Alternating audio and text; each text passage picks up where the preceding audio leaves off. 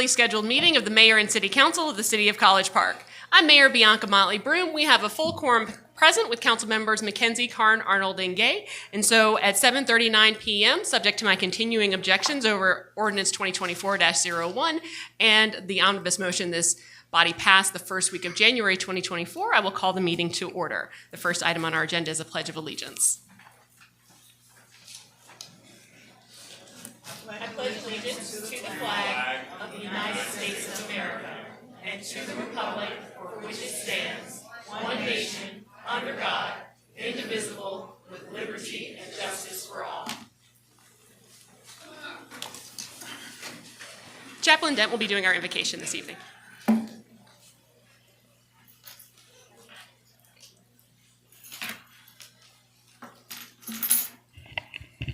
Good evening, Mayor and Council. Good evening. Let us pray. Good evening. Gracious and sovereign God, as we enter the month of May, we lift the city of College Park before you with gratitude and reverence. Thank you for the vibrant diversity, rich history, and forward-moving spirit that defines this city. This season, we pray for unity and a heart of service to cover every street, office, and neighborhood. Lord, we pray for Mayor Bianca Motley Broom and the City Council.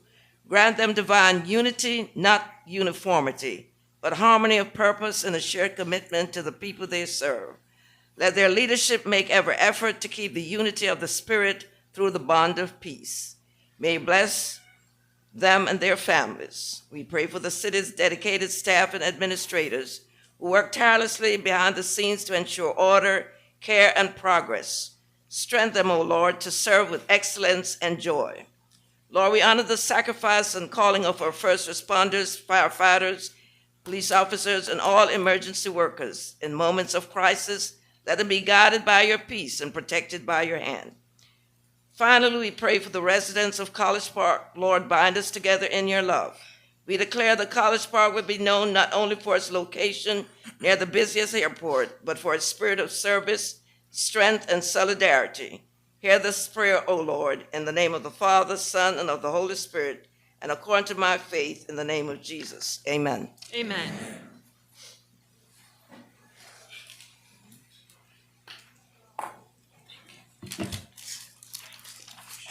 Good evening, Mayor, Council, residents of College Park. I'm going to bring you your civility pledge for this evening. The way we govern ourselves is often as important as the positions we take. Our collective decisions will be better when different views have had the opportunity to be fully vetted and considered. All people have the right to be treated with respect, courtesy, and openness. We value all input. We commit to conduct ourselves at all times with civility and courtesy to each other.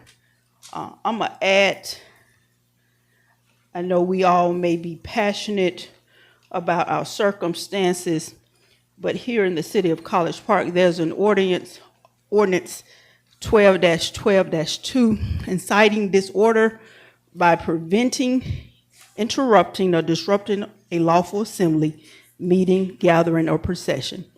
It shall be unlawful for any person knowingly involuntarily commit an act, lawful or otherwise, with specific intent to disrupt or prevent a lawful assembly, meeting, or gathering, or procession, and where such an act in fact causes disruption, termination, or otherwise impairs the conducting of such lawful assembly, meeting, gathering, or procession. This evening, if you have signed in to speak, please remember the civility pledge, and also remember the code that I just spoke of. We will have no disruption in City Hall tonight. Thank you.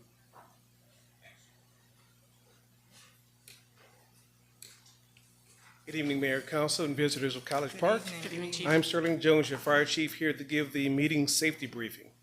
In the event of a fire, please evacuate with your closest exits. There are 2 exits to the forward and 2 to the rear. Please exit calmly and safely, assisting others if possible. Please grab your belongings and do not re-enter the building unless you're briefed to do so. Assemble outside, wait from the parking lot into safe areas. And do not come back into the building unless College Park staff direct you to do so. Thank you. Thank you, Chief. Agenda item 2, additions, deletions, amendments, or changes to the agenda. Madam Mayor, I do have a change to the agenda, a deletion. Consent agenda item 9P should be removed. It is addressed in item 9O.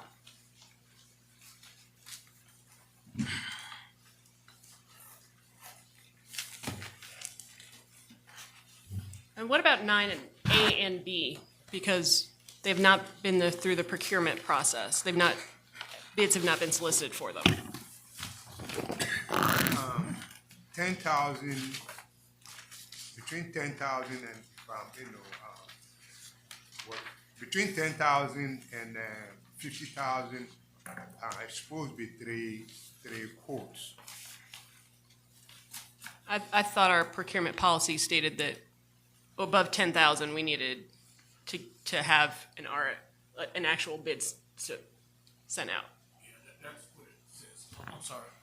We do need to, above 10,000. I know we're contemplating changing that, but.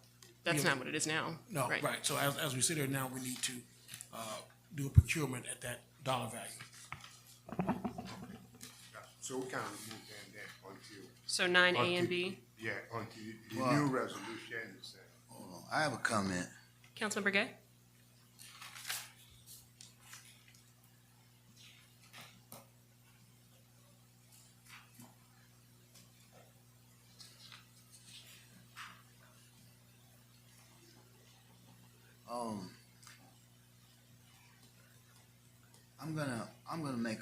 I'm gonna add this to the, I'm gonna add this to the agenda tonight, that we're gonna increase the city manager discretionary limits to 50,000. I'm gonna add that to the agenda, and we'll be done with this. Well, hold on, wait 1 second. Wait, that's in our charter, though. So, What's in the charter? This city manager discretionary? the spending limits, yes. Well, I'm gonna make a motion to amend the charter. It has to go through its course, but that'll be my motion for that particular item. I'm hesitating because just ensuring that that's the type of, and as you know as well as I know, 2 ways to change the charter. One is by home rule, which you're contemplating, and the other is through an act of the General Assembly. And we can only do a home rule amendment for minor things, but we can certainly consider, because let's just say we decided it was a home rule amendment that we could make. We couldn't do it tonight because in order to change the charter, there are steps that we have to take. So if it's your request that we do a charter amendment in regards to the city manager's authority, we can certainly consider that. Yeah, I'm gonna add that, Madam Clerk, because this keeps coming up over and over again, and I know there's consensus to increase it anyways. So that'd be 10E. Okay. Just hold on, give me 1 moment. So that'd be, The other thing wait, is Councilmember, hold on. 10E. 10E, discussion of raising city manager authority, spending authority to $50,000. Correct. And the other thing with regard to item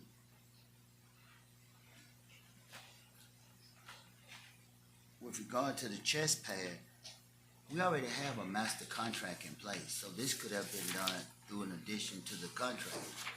I think trying to give it to another vendor, RSW, is the issue. This is already a bidded out contract, so this would be considered a change. Does it, Item 9B. for the This is- basketball court? This is, no, both of these items, item 9A. 9A is the chess patio. The 9B chest pad is, there's a contractor awarded. So this should be really up under his, you should have contacted him, and this would have been a bid, a change. Item 9B, the same situation here. There's a master contractor for both of these. So we should remove both of them then? No, we shouldn't remove them. You should have gotten them paid for under their procurement authority. Madam Mayor, Yes, sir. to the extent that we can do what Councilman Gay says, I think there are 2 issues. One is the spending authority, but the other is whether this is an actual brand-new procurement, or whether this is merely a change order under an existing contract. And the staff will determine if that's the case, and if so, move forward in that manner. But if it is a brand-new procurement, we'll tell you that too. Then I would remove my addition item, and we'll have that conversation later. And have staff to review putting these under the contractors who's bonded. But see, the issue is trying to do this to RSW. This is why we gotta have this conversation. This is complicated things. So you don't want 10E? Is Not that tonight. okay? And 9A and 9B, we're not going to be considering tonight, correct? Well, the thing is, we need the project, we need these things done. Understood. I'm gonna change the agenda item to the extent that they are done under the general contract that's already awarded these contracts. Give me, I think, I'd like to think- hear Councilman McCollum. I will get to him in just one moment. I think Mr. Denmark had something to say, and then I'll The only thing I was gonna say is I don't have the contract in front of me, but, yeah, that's the only issue. Councilmember Carn? Well, I would just make a suggestion, and it's just, this is your area.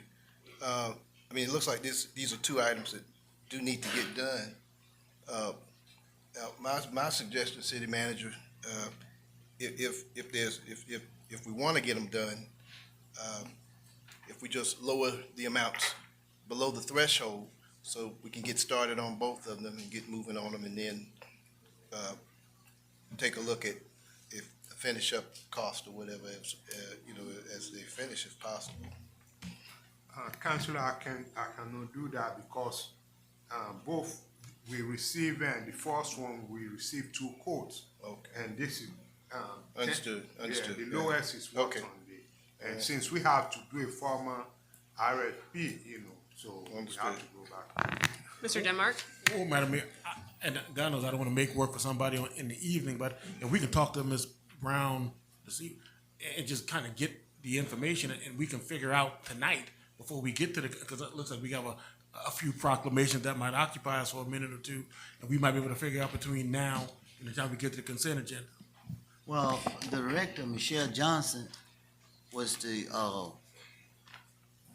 person that participated in both these solicitations. So, and you all already know the stuff is already out there built. Y'all know that, right? So we didn't build it ourselves. Ms. Johnson, can you provide strict proof that both these have general contractors that? Hello, Ms. Brown. How are you? Hi, We've good got evening. procurement here. Oh, I didn't know she was here. I didn't see. So what was the question for me? Well, my question is Ms. Johnson first. Can we, Councilmember, can I make this proposal? Right after Ms. Johnson, give her. I'm saying, can we put them on the regular? No, they done started. They gonna have to come on, Ms. Johnson. Y'all started it. We're talking I'm about- sorry, Councilman Gay, what was your question? What was the question? I'm sorry. Both these items need change orders, which are. So the only question I have is that the procurement, The city manager is saying if we can confirm that both of these were done by public solicitations with 2 different contractors, that is the question. so Lance Terry reached out to Independence to get quotes from them. No, ma'am. I'm not quite sure if I'm following. The original contractor for the splash pad and the original contractor for the chest patio, they were both publicly. Oh, okay, I True. follow what you're saying. So yes, so the basketball court was done by Star Construction, ST English Construction, and then the chest patio is currently, just finishing up. So what I'm saying is, when you have a project that's already bidded out and you have contractors, it would have been easier to just call them up and added these change orders. With the current And contractor. then you okay. would have, you would not have run afoul or procurement. So, Now, let I hear from my newest member of our organization. Yes, that is correct. If the original contractor was to do a change order, you would not have to do it out to bid. Yeah. okay. That's not the situation that we have tonight.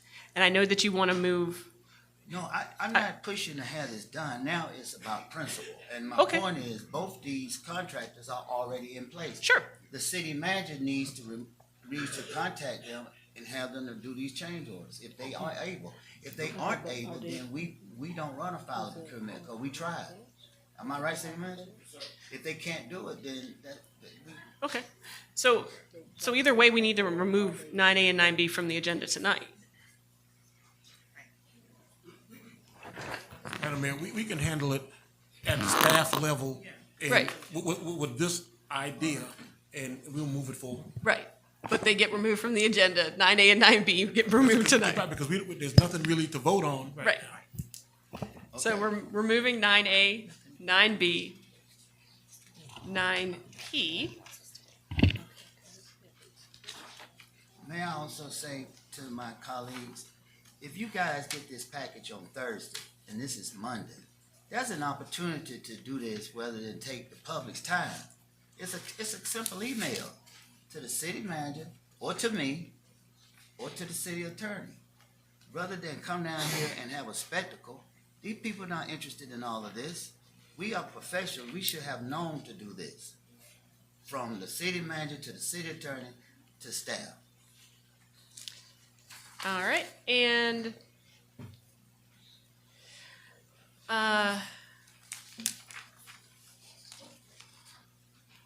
in regard to item 9N, Mr. City Manager, do we need to move that to regular business at least due to, I think there might be a potential conflict of interest there. Which one? No conflict.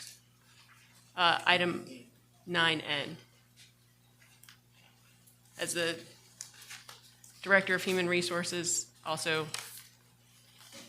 serves as the CEO of Ignite. As stated, Ms. Stewart came right here and introduced the new CEO Who's there? for Ignite. They're not Ignite I CEOs. understand. I'm just saying that the Secretary of State of Georgia has Ms. Stewart listed as the CEO. They're here to make a comment about that tonight too. So it's. Can we put it on the regular agenda at least to have discussion about this? That's fine. Okay. So that would be 9N moving to 10E. Okay, so we're moving 9A, 9B, 9P, and then moving 9N to 10E. Is there a motion? Before we vote, Yes, sir. I have a question about 9M. I mean, about 9M. 9M, would you like to move that to the regular as well? Okay, 9M would be 10F. Okay? Any other additions, changes, amendments? I'll go over them one more time. Removing 9A, 9B, and 9P. Moving 9N as in Nancy to 10E in regular business, and 9M as in Mary to 10F as in Frank. And I have an executive session item for real estate and personnel. Real estate and personnel? Okay. I'm sorry, legal and personnel. Litigation and personnel. I want to just say one thing. Councilmember Carn? Well, there's an agenda prepared. If there's an issue, I think we just vote these issues up or down, Right. in my opinion. Okay. Is there a motion for the amendments and changes? Motion. Thank you, Councilmember Gay. Is there a second? Second. Thank you, Councilmember Arnold. Any discussion? Hearing none, we'll move to a vote. All those in favor? Aye. All those opposed? Any abstentions? Staying. Staying. All right. So that would be, the motion passes with council members Arnold and Gay in favor, council members Carn and McKenzie abstaining.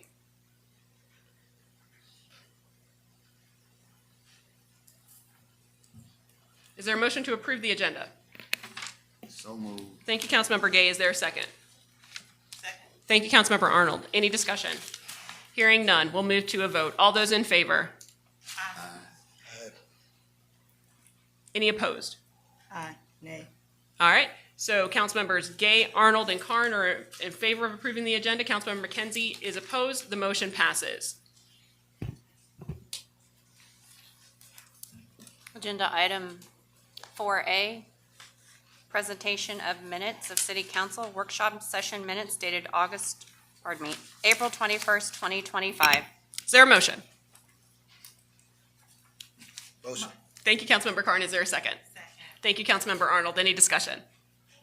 Hearing none, we'll move to a vote. All those in favor? Aye. That is unanimous. Thank you.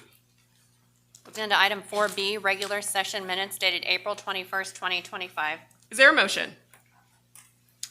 Motion. Thank you, Councilmember Carn. Is there a second? Second. Thank you, Councilmember Arnold. Any discussion? Hearing none, we'll move to a vote. All those in favor? Aye. That is unanimous. All right. We've got some folks who started working here, and then we're going to talk about the All-Star of the Month, who I think might be with the fire department. Maybe. Just maybe. Agenda item 5A is introduction of new employees.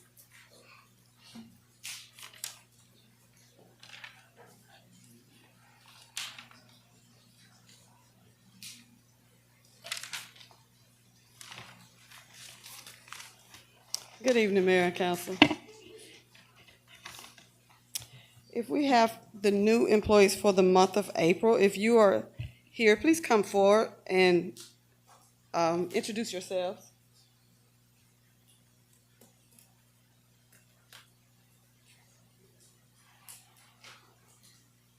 Don't all rush up at once. Okay. No, your face is on a mug already. I know you're not Okay.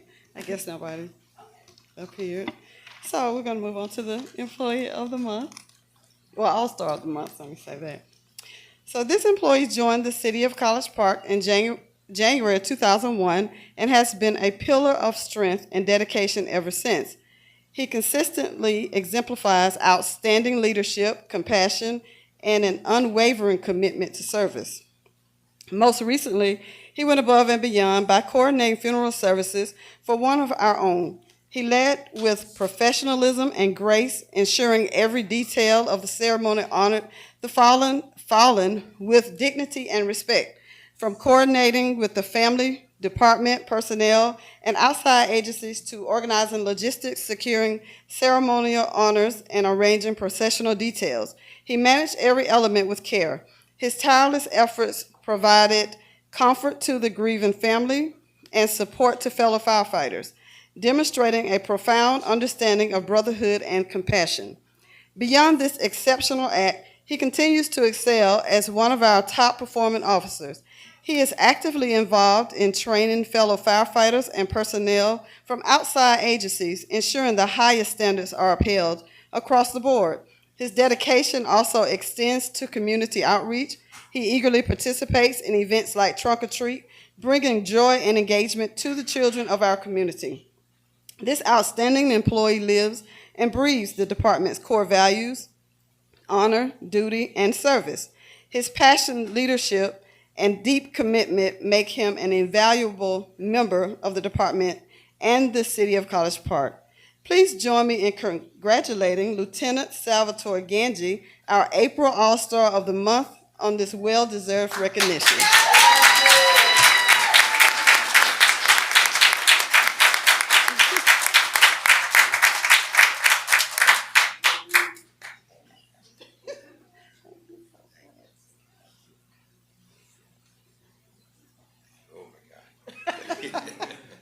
You can go to first.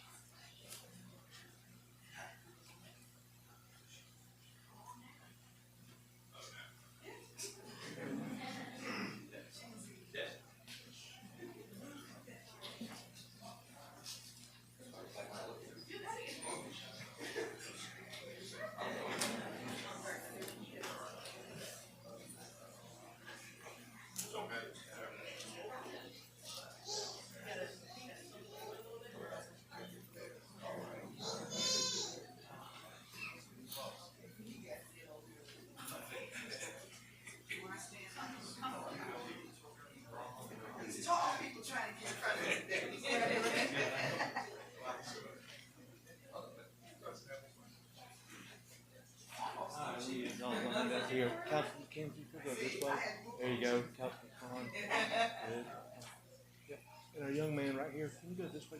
Good. All right, here we go. On three. 1, 2, and 3. Excuse me. Again. 1, 2, and 3. Last time. 1, 2, and 3. Thank you. One more right here. All right, same thing. 1, 2, 3. Thank you.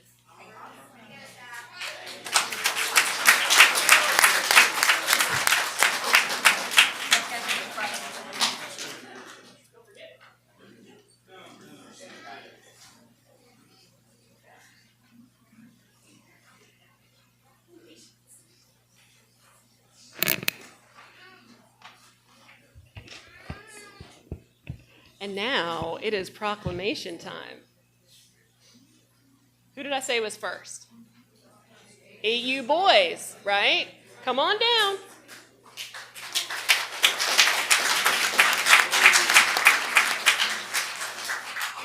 So for the parents, we'll make sure that you can come down and get pictures with everybody when we line up. All right. So, whereas the College Park Recreation and Cultural Arts basketball program season ran from December 2024 to March of 2025, serving over 300 youth during the season. Whereas on March 7th through 8th, 2025, the City of College Park Recreation and Cultural Arts girls and boys basketball recreation program participated in Georgia Recreation and Parks Association, GRPA, state youth basketball tournaments across the state of Georgia. And whereas the City of College Park Recreation and Cultural Arts Department fielded a total of 7 teams of both girls and boys to compete in the GRPA state youth basketball tournaments. And whereas the College Park Recreation Youth Basketball Program won the Class A 8 and under boys state championship in Dalton, Georgia with an impressive, wait a minute, how much did you beat them by? 29 points.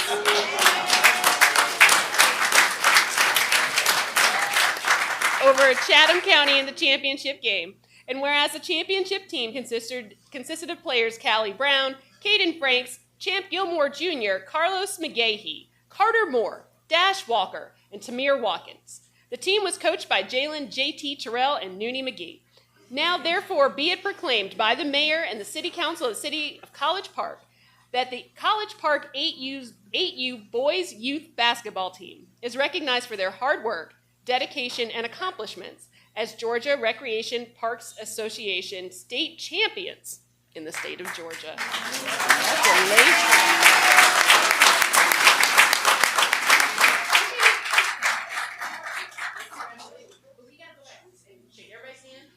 We're going to get some pictures.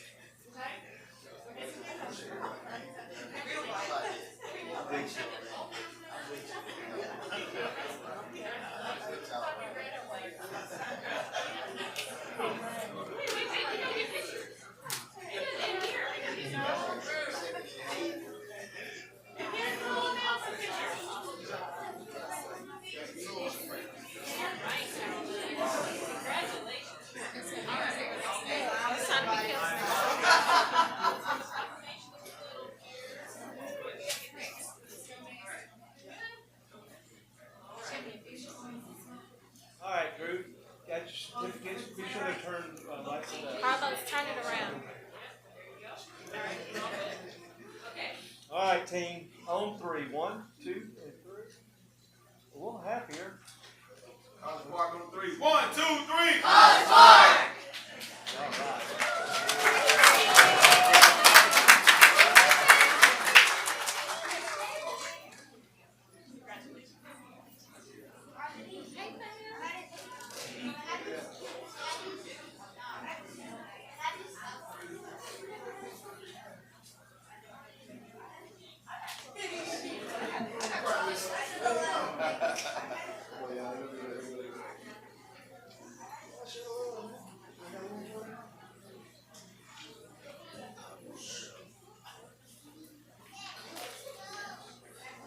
All right, that's right. You ladies, you knew you were up next. Excellent. I love it.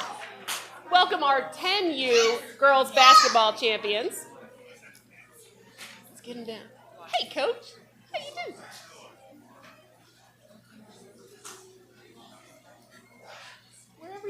comfortable is fine, but people probably can't see you because I'm tall. So why don't you come on out? Come on out this way so everybody can see you. Because this is your focus. This is all about you. Okay. All right. Whereas the College Park Recreation and Cultural Arts Department successfully organized and executed an all-girls recreation basketball league from December 2024 to March 2025 at the Brady Recreation Center, providing youth athletes with an opportunity to develop their skills, sportsmanship, and teamwork. And whereas on March 7th through 8th, 2025, Whitfield County Recreation Department in Dalton, Georgia, hosted the Georgia Recreation and Parks Association, GRPA, State 10 and Under basketball tournament, where 8 teams from across the state competed, showcasing their dedication, perseverance, and passion for the game. Whereas the College Park 10 and Under basketball team emerged victorious, claiming the state championship title on March 8th, 2025. And whereas the 10 and Under All-Star team finished the tournament with an undefeated record of 4-0, capping off their dominant performance. What was the score? See, y'all win and you don't even worry about it. Yeah, a lot to a little, right? It was 45-27 in the championship game. Whereas the team competed with 10 players: Braylon Bradley, Camille Bradley, Ari Hill, Eston Jones, Mackenzie Mayfield, Autumn Pope, Sky Stanley, Azaria Tate, Bella Williams, and Skylar Zachary. Did I mispronounce your name? Okay. Oh, Azaria, I apologize. Please forgive me. The team was coached by Danielle Walker and Sakithia Zachary. Now therefore be it proclaimed by the Mayor and City Council of the City of College Park that the College Park 10 and Under girls basketball team is recognized for their hard work, dedication, and accomplishments during the competitive 2024-2025 season at the state level of competition. Congratulations.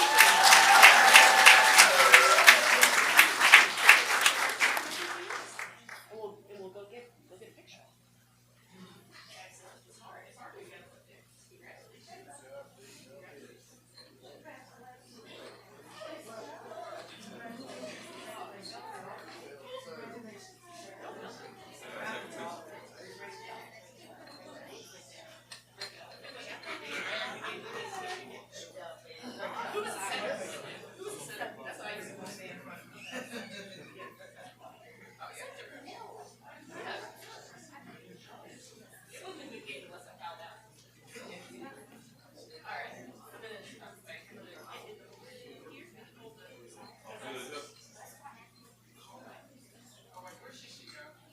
Yeah, that was fine. Go up one step beside the coach.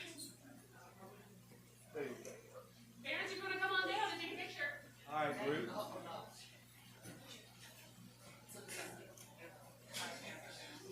right, group on 3. 1, 2, and 3. Watching me right here. 1, 2, and 3. Again. 1, 2, and 3.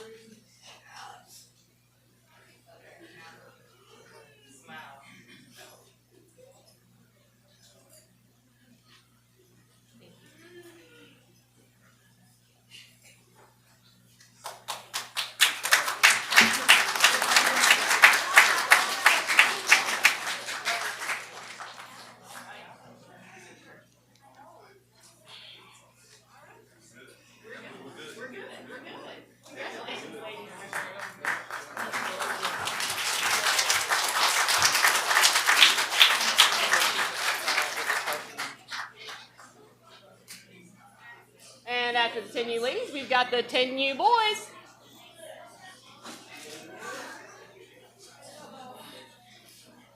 Hello, gentlemen. How are you? Great.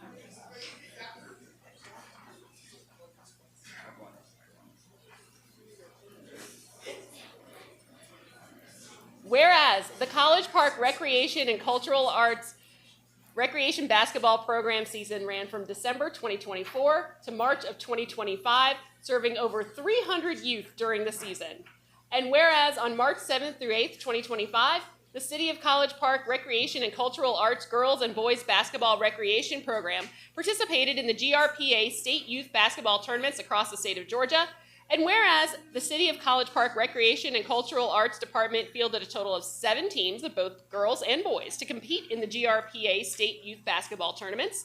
And whereas the College Park Recreation Youth Basketball Program won the Class A 10 and under boys major played in Griffin, Georgia, securing the title with an exciting, what was the score?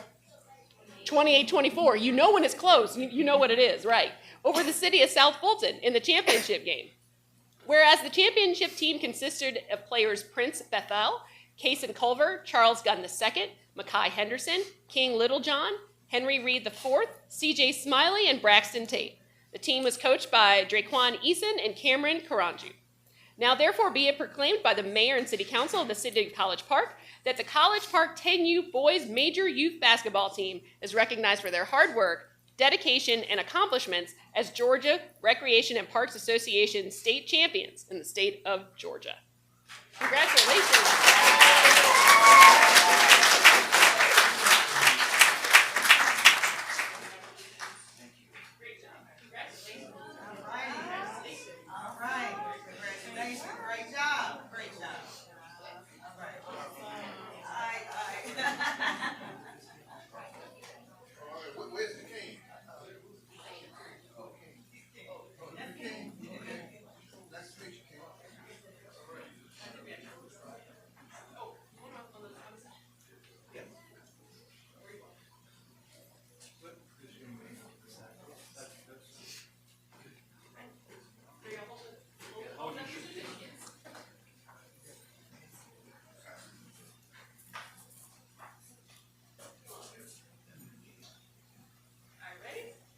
All right, everybody looking right here on three. 1, 2, and 3.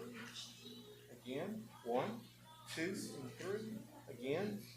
Last time. Perfect.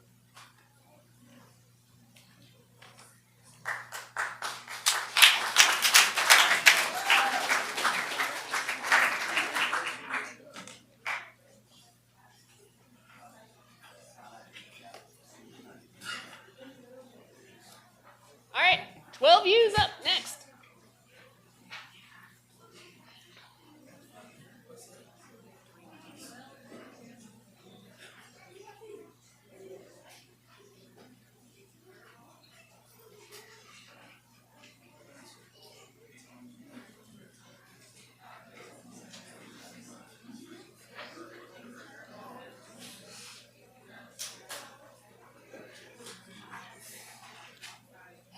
Hello, gentlemen. How are you?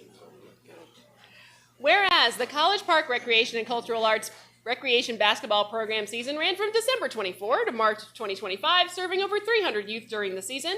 And whereas on March 7th through 8th, 2025, the City of College Park Recreation and Cultural Arts Girls and Boys Basketball Recreation Program participated in the GRPA State Youth Basketball tournaments across the state, fielding a total of 7 teams. And whereas the College Park Recreation Youth Basketball Program won the Class A 12 and under boys state championship, successfully defending their court with a decisive, how much you win by? 9 points, that's right, 9-point victory over DeKalb County in the championship game at the Tracy Wyatt Recreation Center. Whereas the championship team consisted of players Dallas Agu, Josiah Ford, Shane Gordon Jr., Braylon Kern, Caden Massey, Trenton Meredith II, Brylan Tate, Christian Van Dorn, and Keon Ward. The team was coached by Naeem Cunningham and Martell Cole. And whereas team member Trenton T2 Meredith II completed his College Park recreation basketball career, which began at the age of 5. Where are you, Trenton? Okay. Culminating with an impressive total of winning 5 GRPA state championships.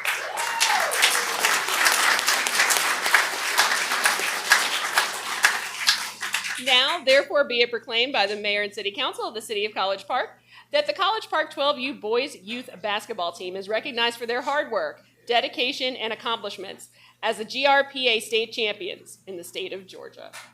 Congratulations. Congratulations. Great job. Congratulations. Make sure to go ahead and shake everybody's hand. Get some pictures.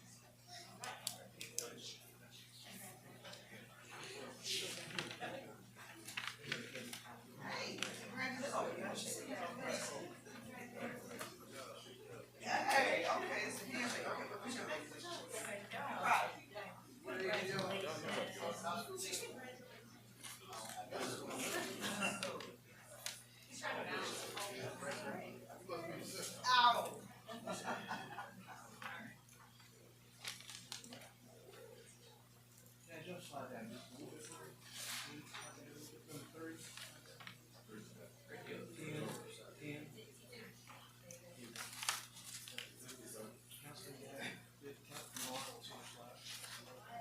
little bit more?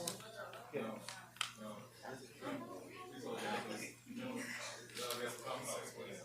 Hold your stick down. All right, Bruce, on three. 1, 2, and 3. Again.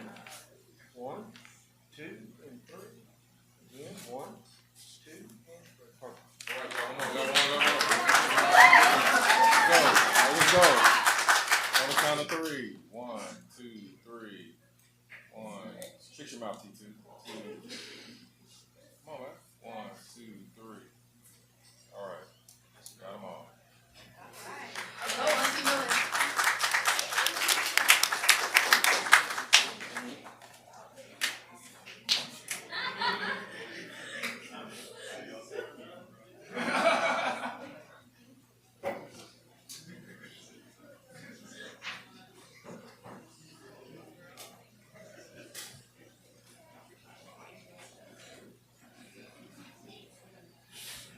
So we have celebrated a lot of teams, and now we get to celebrate an individual who has done something outstanding, something that has not happened in the entire history of the College Park Tumbleweeds.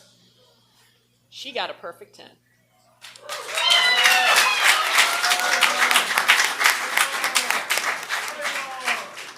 Whereas the City of College Park recognizes the dedication, discipline, and perseverance required to excel in the sport of gymnastics.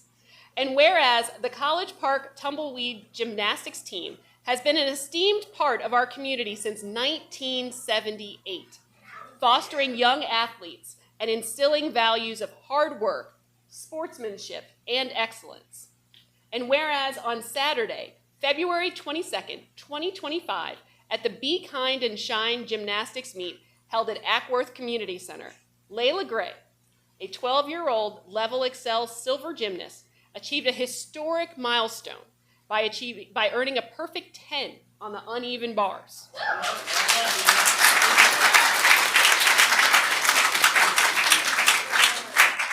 Whereas this remarkable accomplishment makes Layla Gray the first gymnast in the 49-year history of the Tumbleweed Gymnastics program to achieve a perfect score in any event. And whereas Layla Gray's achievement is a testament to her talent, her hard work, and dedication, as well as the outstanding coaching and support provided by the Tumbleweeds Gymnastics team. And whereas the City of College Park commends Layla Gray for her outstanding performance and recognizes her as an inspiration to young athletes throughout our community. Now therefore be it proclaimed by the Mayor and City Council of the City of College Park that the College Park Tumbleweed gymnast and Layla Gray are recognized and commended for her historic perfect 10 performance.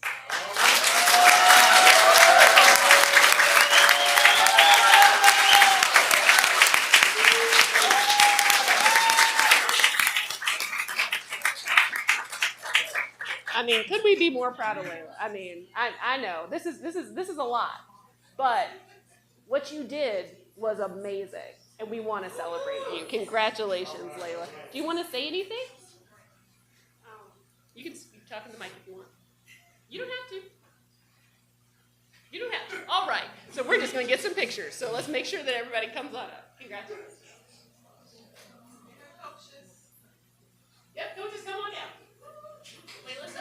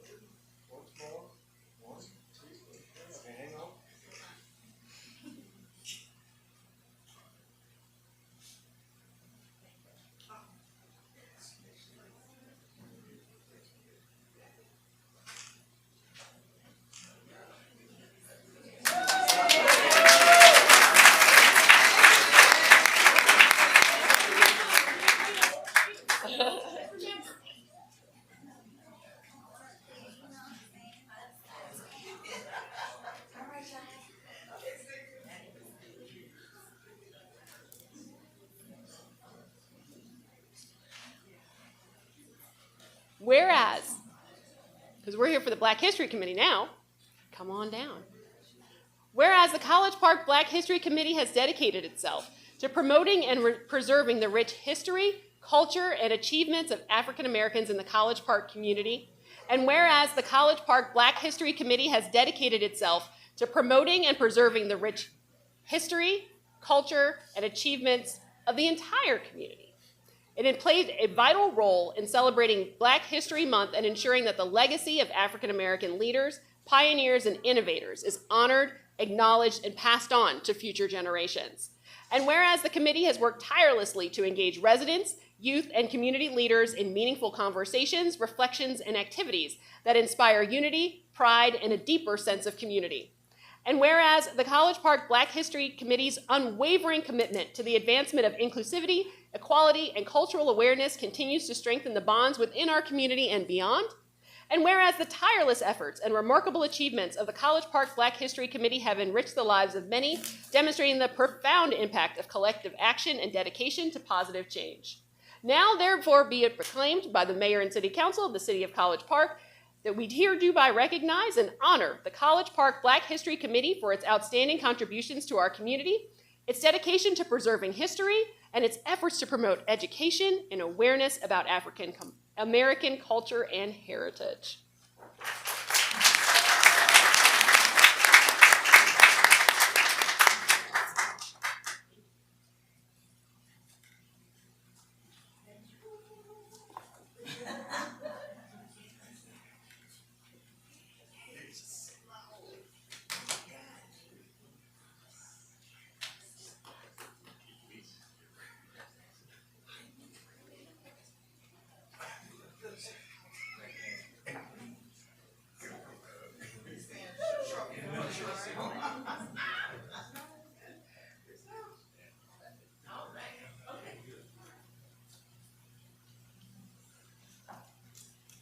All right, group. On three. 1, 2. Again. 1, 2. Last time. 1, 2.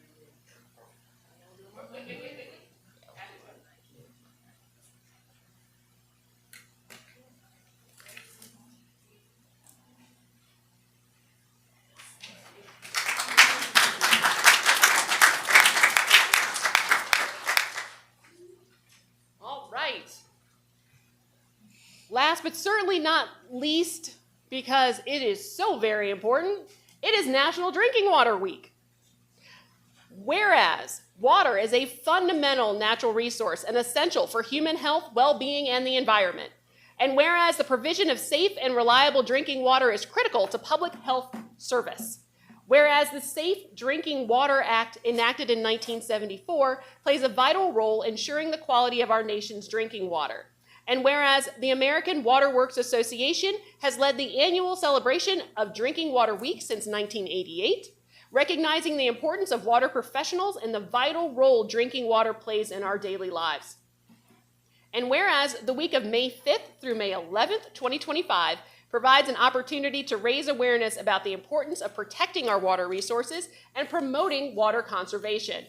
Now, therefore, be it proclaimed by the Mayor and City Council of the City of College Park that we hereby recognize the Water and Sewer Division for their efforts to continue to be heroes and provide clean drinking water to the citizens of College Park, Georgia.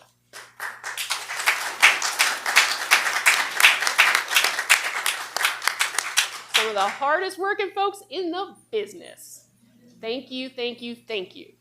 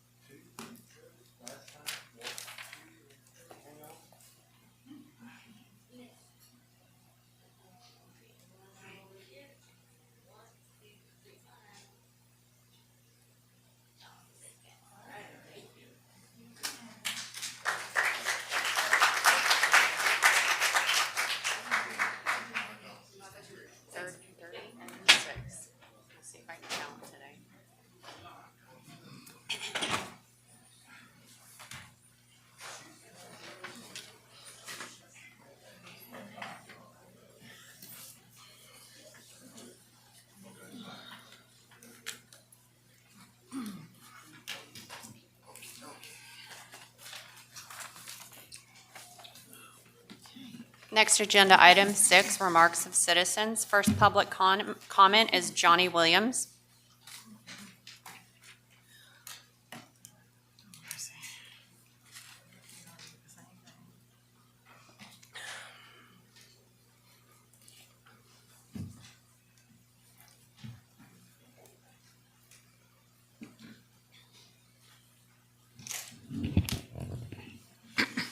Johnny Williams at 2241 Loud Road. I'm back here again about the tax. Nothing has been done as of yet. I've been here 2 or 3 times and it doesn't make sense. And I'm looking forward to you council members to do something about that tax office. Nothing takes this long. I've called him and called him. He will not return my calls. And I hope you would do something. It doesn't make sense. I've been down here 3 or 4 times with the same problem. He is not doing what he should do. And something needs to be done. If he can't do his work, remove it. Thank you, ma'am.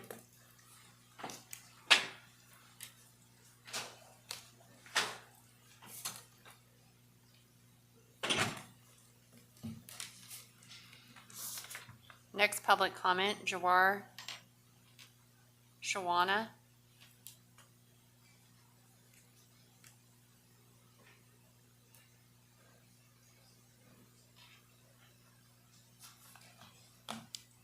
I'm sorry, what was the name again? She's yielding her time to me. Thank you. Okay. Jawar Sharana. Is yielding her time to Mr. Muhammad. Okay. Next is Wait, Richard. she's coming down. I'm sorry. Okay. Hi, my name is Jawahar Sharwani, and I'm yielding my time, giving my time. Yes, ma'am. Thank you. You're welcome.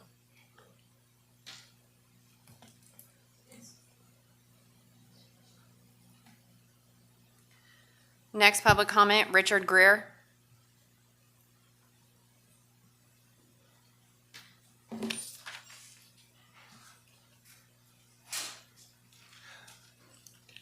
Good evening, Good evening. Mayor, City Councilmen, staff, and residents. I'm brand new at this, so just bear with me.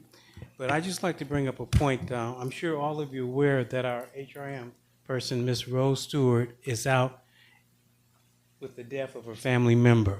So she is not here to represent herself because I'm sure all of you would agree that she has not missed a city council member since she got employed at the HRM membership. And I just want to just bring out the fact that, I'm sure the city council and everybody are aware of that fact as well. And my thing is the fact that Ms. Stewart is kind of being sanctionized, the fact that it's not fair to her. She was involved with Ignite. I have been appointed as a director of Ignite, and all we've been doing is moving and shuffling, and it was a pure oversight that her name is still on the Georgia Secretary, whatever it's called, I'm not sure what it is. But her name is still on that. That's a matter that could have been resolved before she left. And we're up here to let you guys know that it will be resolved because I will be appointed as the next CEO. So we all have made mistakes, we've all have made blunders, and we've all had to readjust. So I just ask that just give her the benefit of the doubt because it really was an oversight. And like I said, we will have that corrected. And another matter I'd like to talk about is the fact that think about this. Would you want a College Park full-time salary or a non-profit salary? So do you think she really did this intentionally? To me, I'm just speaking on her behalf as oversight. I also, like I said, we have been working diligently to revitalize Ignite.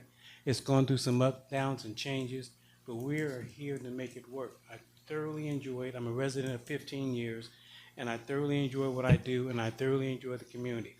And on another note, we have come up with a plan that each one of the city councilmen and the mayor has a liaison that will reach out to them so they can keep us informed to where we can participate in their events as well.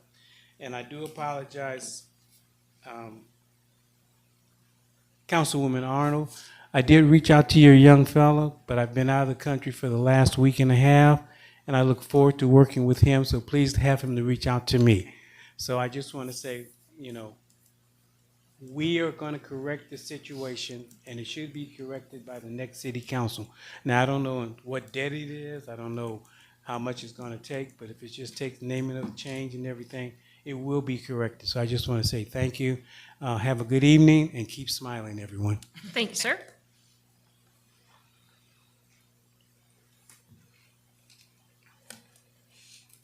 Tom Coleman.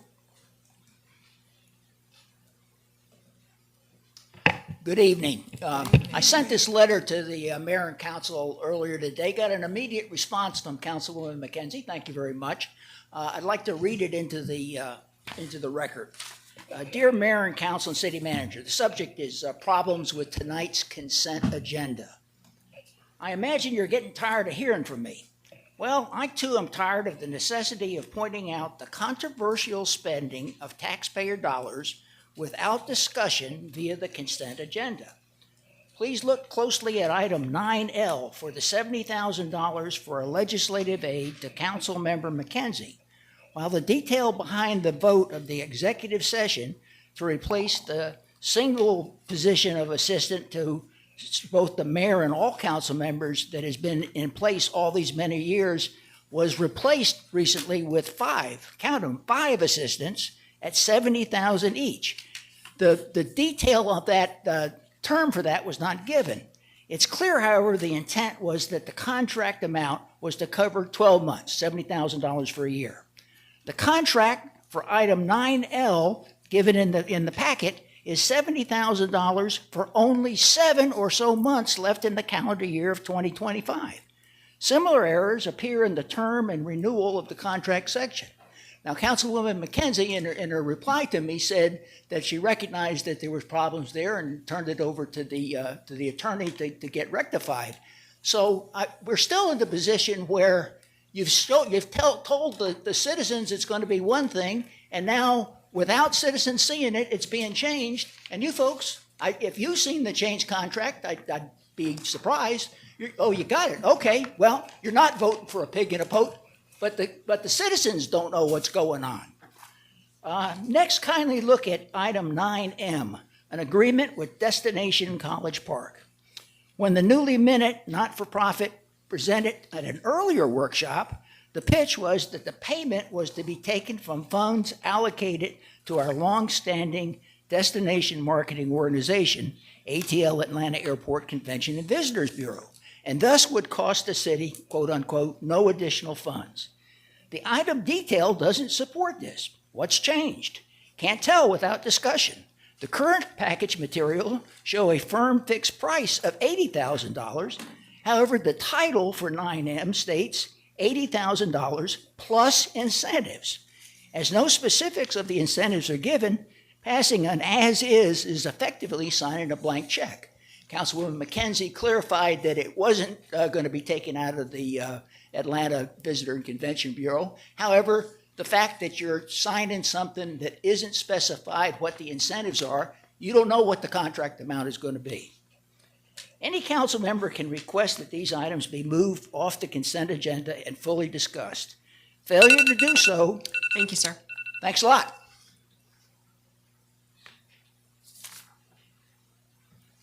Stanley Mohammed.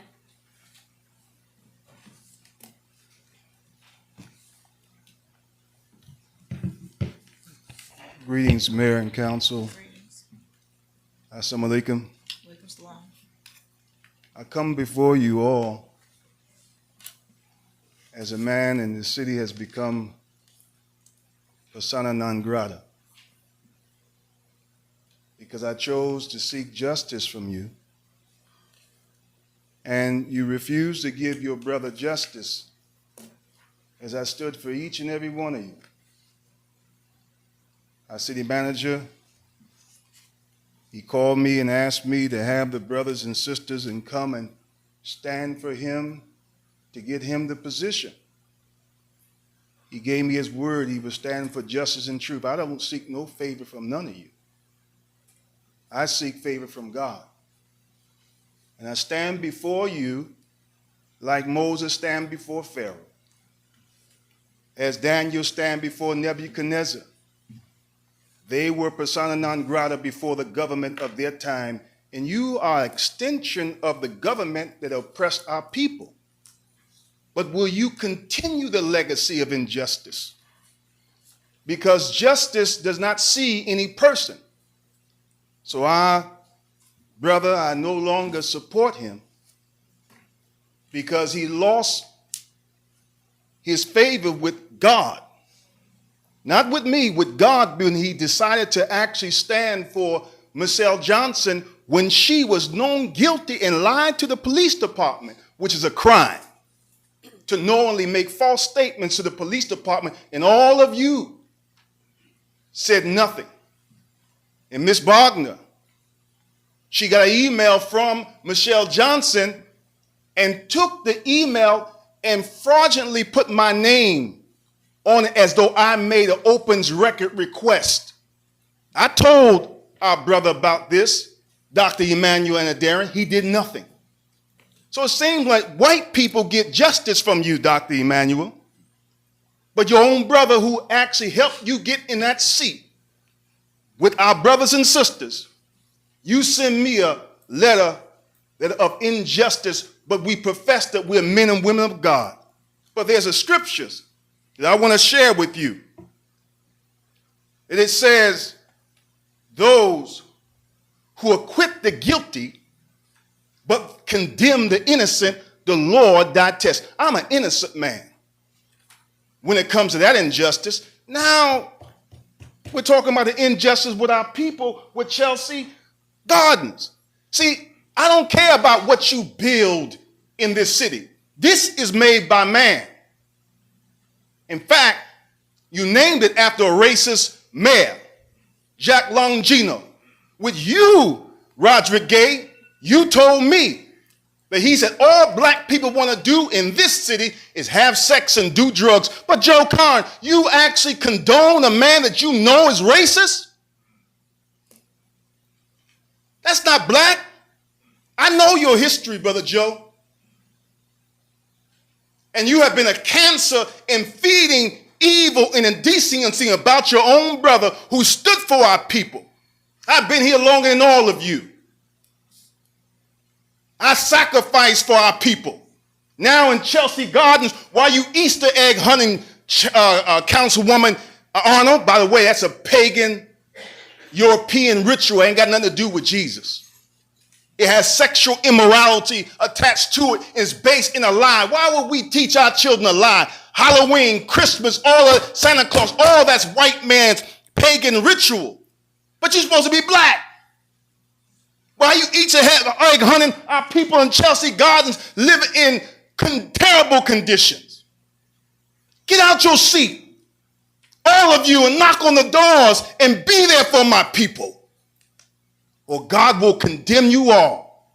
But you can receive a white person's call. But you don't receive my emails no more. You took me off the Black History Committee. I watched you all take. No one said, Brother Muhammad, come on up here. You took me off the Juneteenth Committee. But the Nation of Islam had stood for our people. But you hobnob with white people. You hobnob with the governor or those in the state capitol. And you look like midgets to them, but you come to us like you giants. And don't be a whore to corporate greed. The man that owns Chelsea Gardens is a slumlord. Are you getting money from him? What you getting from him that you actually want to condemn? You won't condemn him. But our people are suffering. May God bless you to repent. For the kingdom of God is at hand. God will judge you all. And Brother Denmark, don't you be no lawyer to defend the guilty. Don't you be a lawyer to lie to them and say, because you want to keep a position, my brother. You know the truth. And I love you. Now we can reconcile and we can get together. You don't have to love me personally, but let's work and help the suffering, because your measurement of good, you care about that which is made by man. We're created by God. That which is created by God is more important than that which is made by man. A bridge and all that don't mean nothing to God if you don't give justice to the people of God. I don't want to hear you preach no more. Your preaching should be seen in your actions. Thank you. Thank you, sir.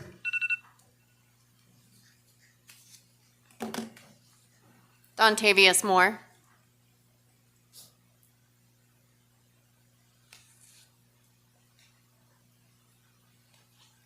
Hey, how you doing, ladies and gentlemen?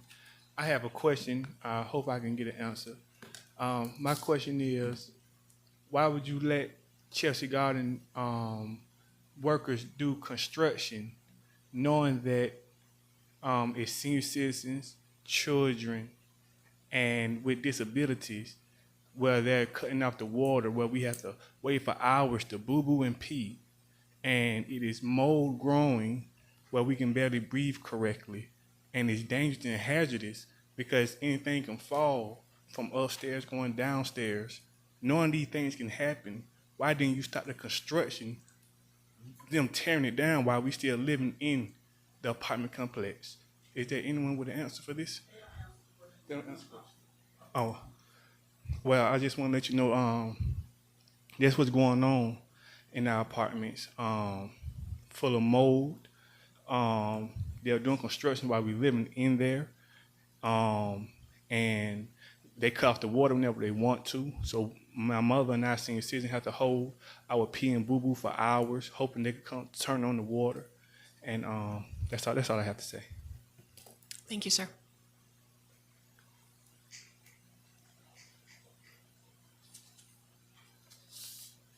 Elias Nail Dupree.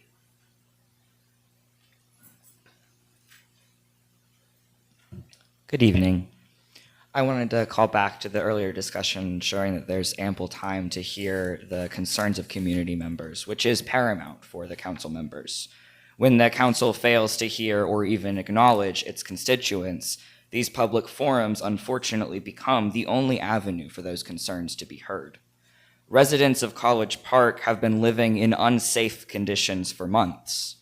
They have been living with mold, rodent infestations, and sewage leaks without the intervention of the city council members that are meant to represent them. Just like clean drinking water is essential for human life, so is housing. The residents of Chelsea Gardens have tried to discuss their situation with this council. 1 week ago today, the tenants handed a formal document directly to Councilman Gay, which explicitly requested engagement with the council. Those tenants have heard nothing in response, which is in line with this council's, particularly Councilwoman Arnold's, steadfast refusal to acknowledge the residents of Ward 3. These residents have been and continue to be systematically ignored by their own city council, suggesting the city of College Park values the profits of business over the lives of its residents. Thank you. Thank you.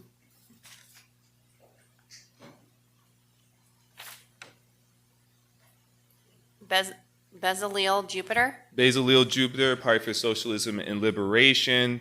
I'll cut to the chase. There have been the landlord of Chelsea Gardens has tried to carry out illegal evictions with no due process for tenants. Then the only intervention that the city did was to join with the landlord to condemn the property. It was only after tenants put decisive pressure onto this corrupt Mayor Pro Tem and City Council that they made their fake promises to just the media, to say that they're going to give an extension, a 30-day extension to May 31st on these evictions, and that they would give financial compensation, importantly, at the owner's expense. None of this has actually materialized. We talk to these tenants every day. They have not been getting any notification about any extension or any or any financial assistance at the owner's expense. So we're seeing a trail of broken promises by the city of College Park. And the only reason you gave this broken promise in the first place is because of the heroic struggle of Chelsea Gardens tenants against you and the landlord's corruption. The city is still allowing the landlord to illegally shut down people's water, utilities, and mail service, while the Contour Realty continues to do these dangerous repairs right in front of people's doors, right above people's rooms. We're shown video of how this construction has led to ditches that people can fall into, has led to mold leaking down into people's rooms. And we got to talk about why is this happening. It's because you all want to drive tenants out. You all are like many cities in the United States. You're brought out by the landlords.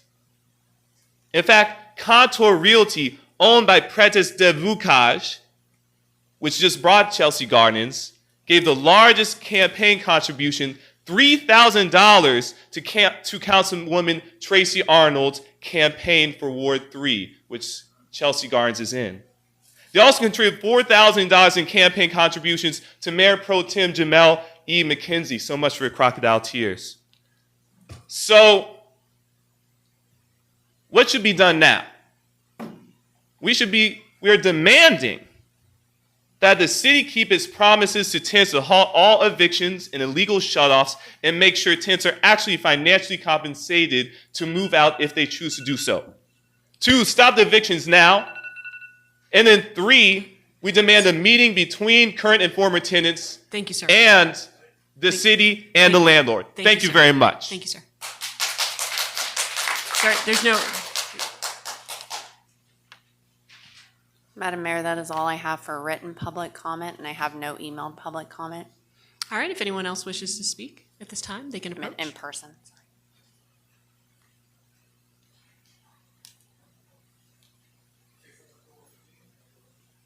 No, sir.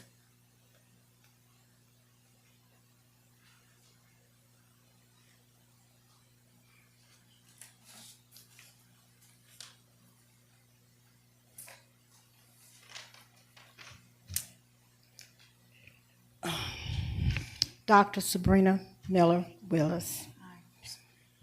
First of all, I want to come and say thank you for everyone, for your love, your flowers that was shown to my family during our loss. It was a very tough time, and we do appreciate it. My heart goes out to the family.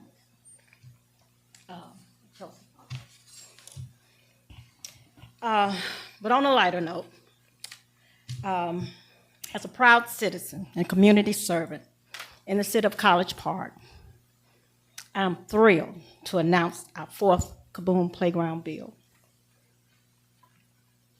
Taking place on May 20th, this project continues to be a powerful legacy of collaborations to bring joy and safe play to spaces in our neighborhoods.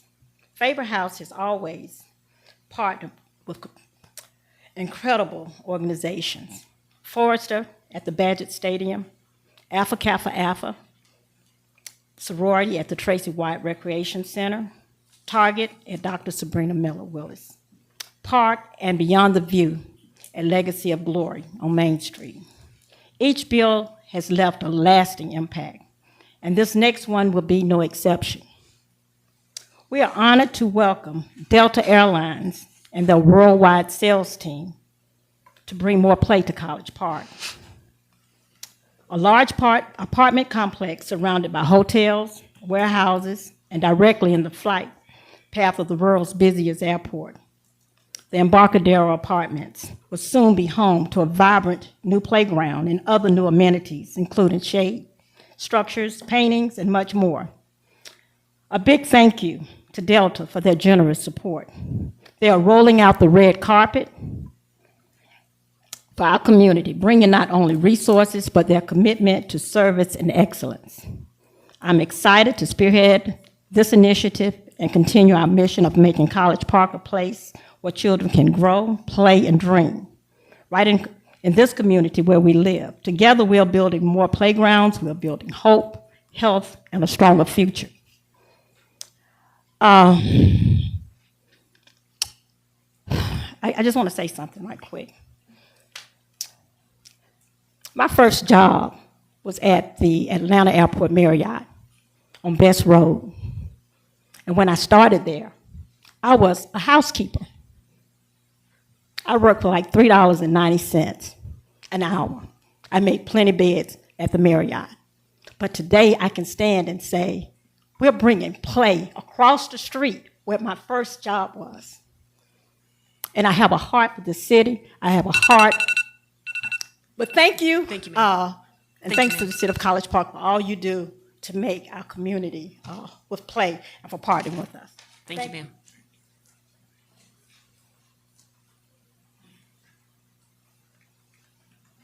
Does anyone else wish to speak?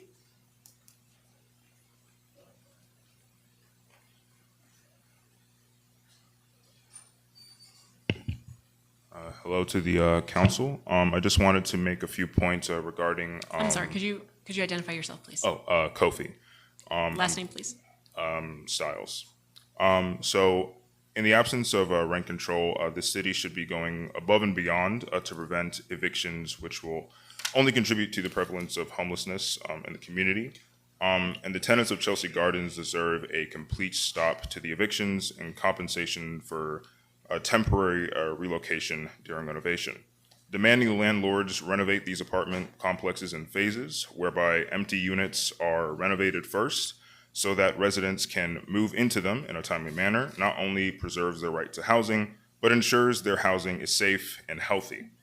The council should see these evictions for what they are, a gross human rights violation and a public health crisis. No human being can thrive without shelter, and no one deserves to lose their housing because a slumlord doesn't want to take care of the property they decided to buy. You should be prioritizing the needs of the tenants, not their landlord. And as of February 6 of this year, Georgia Senate Bill 106 is in committee at the state Congress and would repeal Georgia Code 44719, which currently restricts local governments from regulating rent in Georgia. The unjust evictions faced by the residents of Chelsea Gardens is a direct, in part, direct result of the anti-rent control policy in this state. So I believe we should go further beyond rent control as a society, as a state, and should expand safe and affordable public housing for all. But in this moment, you, City Council, should be lobbying for this legislation alongside the tenants of Chelsea Gardens to ensure that they at least have a path for housing protection in the form of rent control as one part of the equation. Thank you. Thank you, sir.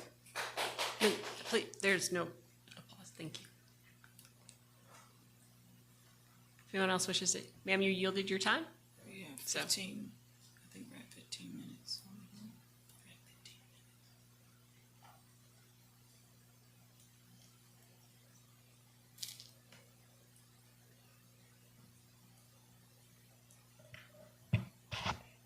Good afternoon, Council. Good evening. How are you? My name is Karen Jeremy, and I am the founder of Destination College Park. There's been a lot of controversy that I want to put to rest, especially to you, Mayor Motley Broom. I have in no time said that I am a DMO. I have a registered nonprofit with the state, and I am applying for my 501c status. And you have up to 24 months to complete that. As I presented my presentation, there's been a lot of false narratives that have been going forward. I am not sure what has precipitated the need to do that, but it has been very hurtful to me, to my son, who travels the world, and it seems as though it's trying to tarnish my professional reputation of over 30 years in community engagement, public relations, and public affairs. To the gentleman, Tom Coleman, who asked the question, what incentives are in the contract, they are very specified and specific. It's not an open-ended contract. I have years of experience writing contracts for vendors and would never write an open-ended contract that is a blank check, especially in a city where I reside as a resident on Herschel Road. I just turned 60 years old, very proud of that, and I wanted to offer my services in this part of my career to my city. I have been attacked on social media to the point where I am considering legal action against those who have spearheaded a smear campaign against me. And I am just, it should not be this hard to work with College Park, especially when someone is more than qualified. I went through the procurement process that Councilmember Karn offered for businesses. I did everything that the city asked me to do and more. I met with Brian Hooker, for those who are questioning. I met with Dr. Adediran. I've met with select council members, but that still is not enough. I am still being smeared, being called a pretend organization, being attacked by one supporter and her husband, who is a teacher at Woodward, saying horrible things, telling me to grow up, telling me all types of horrible, horrible things. I have defended myself and will continue to do that because some people can't be bullied and some people are not afraid. But I respectfully ask that you consider my earnest attempt to work with College Park. I respectfully ask that you can be fair. Thank you. Thank you. Does anyone else wish to speak? Ma'am, you were on the list and you yielded your time, so you don't have the opportunity to. How much time is left, Madam Clerk? For in-person, approximately 3 minutes. Okay. Did anyone else wish to speak? The timer is 8, it's at 8:51. Okay. No, how many minutes have we used on the same topic? Have we done 15? How many? Okay, All right. we've had 5 speakers. All right. Guy Swide, PSL. As other people have been here, we're here to demand justice for the residents of Chelsea Gardens who are being unlawfully evicted from their homes. The place that they have called home for years, raised children, rested their heads, is being ripped away from them without proper compensation. When we see these houses, they tell a story. They're a basic human necessity and should be a guaranteed right that everyone have access to it. But to the owners of Chelsea Gardens, they don't see this as a home or a place where people have built their lives. They see this as an opportunity to make a buck. The slumlords of Chelsea Gardens have been forced, because of the fighting that those residents have conducted, the slumlords of Chelsea Gardens have been forced to extend the illegal evictions, but that has not stopped the owner from subjecting its residents to unsafe living conditions, including flooding, roast infections, infestations, mold, no AC, no security. And the residents have complained, calling out all of these code violations. And what does Chelsea Gardens do? Nothing. Because if they make the housing unlivable, then they'll be forced to leave. Isn't this illegal eviction practices? Today, you even celebrated the week of drinking water, and tenants at Chelsea Gardens are having their water being leveraged against them. Shame. Instead of fixing the problem, chosen to intimidate, threaten, and kick these residents to the curb with no support whatsoever. And through all of this, the City Council has known the disgusting acts of Chelsea Gardens. And the City Council has chosen to turn a blind eye, ignoring the suffering of their own constituents. What is the job of the City Council if not to defend its people? What is the job of the City Council if not to provide support for its people? What is the job of the city council if not to bring those who disrespect, disregard, and threaten the lives of its people to justice? Instead, the city council has chosen to be the ones who disrespect, disregard, and threaten the people as they have chosen to threaten the tenants with criminal charges for their presence after June 30th. It's abundantly clear that the city council is not here to protect us, defend us, or provide us with support. The city council has made it clear that they are only here to protect the highest bidder. But that money is still coming out of the pockets of the residents of Chelsea Gardens. And these residents don't live in a vacuum.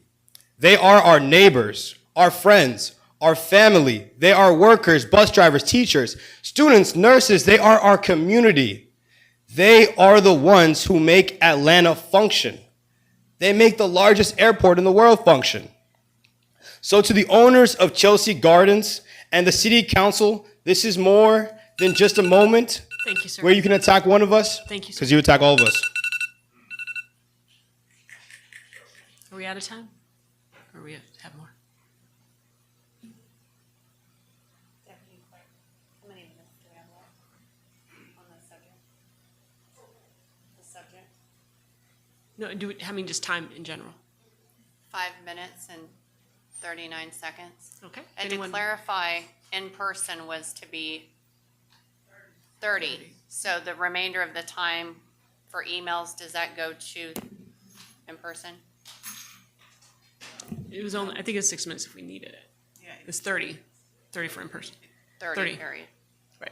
Okay, So if we've anyone reached- else in the audience wishes to speak, who's not had an opportunity.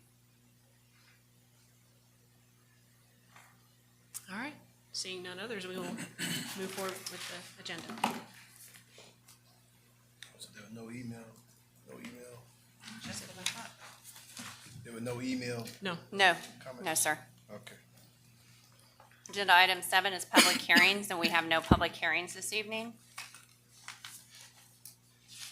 Agenda items 9A and 9B were removed. Moving on to 9C.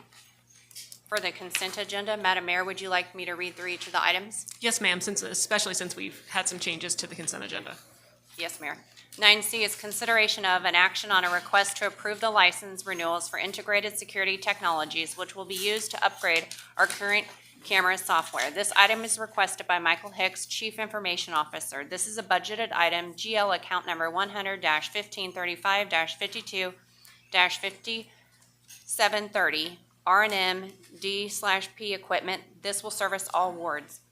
Item 9D, consideration of an action on a request to approve the annual public safety services contract with Axon Enterprise Incorporation in the amount of $371,411.12. This is a request from Chief of Police Connie Rogers. This is a budgeted item, GL account number 100-320052-6170. This will service all wards.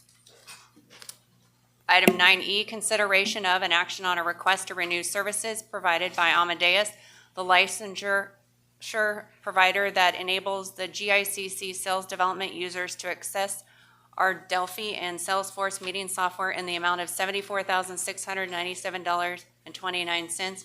GL account number 555-4970-52-5730. This item is located in Ward 2. This item is budgeted. Item 9F, consideration of an action on a request to renew contractual services with Alpha Video and Audio, Inc., our service provider for the City of College Park for the GICC digital display system in the amount of $39,081.25. This is a budgeted item, GL account number 555-4970-52-5730. This service will be provided in Ward 2. Item 9G, consideration of an action on a request to approve the existing on-demand water and sewer construction services until April 2026 to allow continuous repair within our sanitary sewer and water distribution system. This item is requested by Tim Lewis, Water and Sewer Superintendent. This item is budgeted, GL account number 505-4400-52-5800. This affects citywide functions. Item 9H, consideration of an action on funding in the amount of $20,000 for summer golf camp at the historic College Park Golf Course, Ward 2. This is a budgeted item, GL account number 100-9980-51-6130, sponsored by Mayor Pro Tem Jamel McKenzie. Item 9I, consideration of an action on a request for the approval of the disbursement of the Municipal Electric Authority of Georgia 2024 year-end settlement, yes refund in the amount of $1.3 million. This request is from Power Director Hugh Richardson. This is a budgeted item, GL account number 510-4600-53-6030. This will service all wards. Item 9J, consideration of Mayor and Council to authorize the City Manager through the Purchasing Department to conduct a request for qualification, RFQ, for project management services and design build for the planned botanical gardens in the City of College Park. This item is requested by Councilman Roderick Gay. The solicitation of the RFQ for project management and design build is no cost to the city other than publishing the solicitation in the city legal organ and GPR website if required at a nominal budgeted cost. Item 9K, consideration of an action for cameras, one PTZ and one fixed, to be installed at the Hawthorne Station. The cost is approximately $7,723.10. This item is requested by Councilman Joe Carn. This is a budgeted item, GL account number 100-3223-54-7580. This will service Ward 2. Item 9L, consideration of an action to approve a contract for the College Park Legislative Aid for Ward 1 in the amount of $70,000. This item is being requested by Mayor Pro Tem Jamel McKenzie. This is a budgeted item, GL account number 100-1300-51-5211.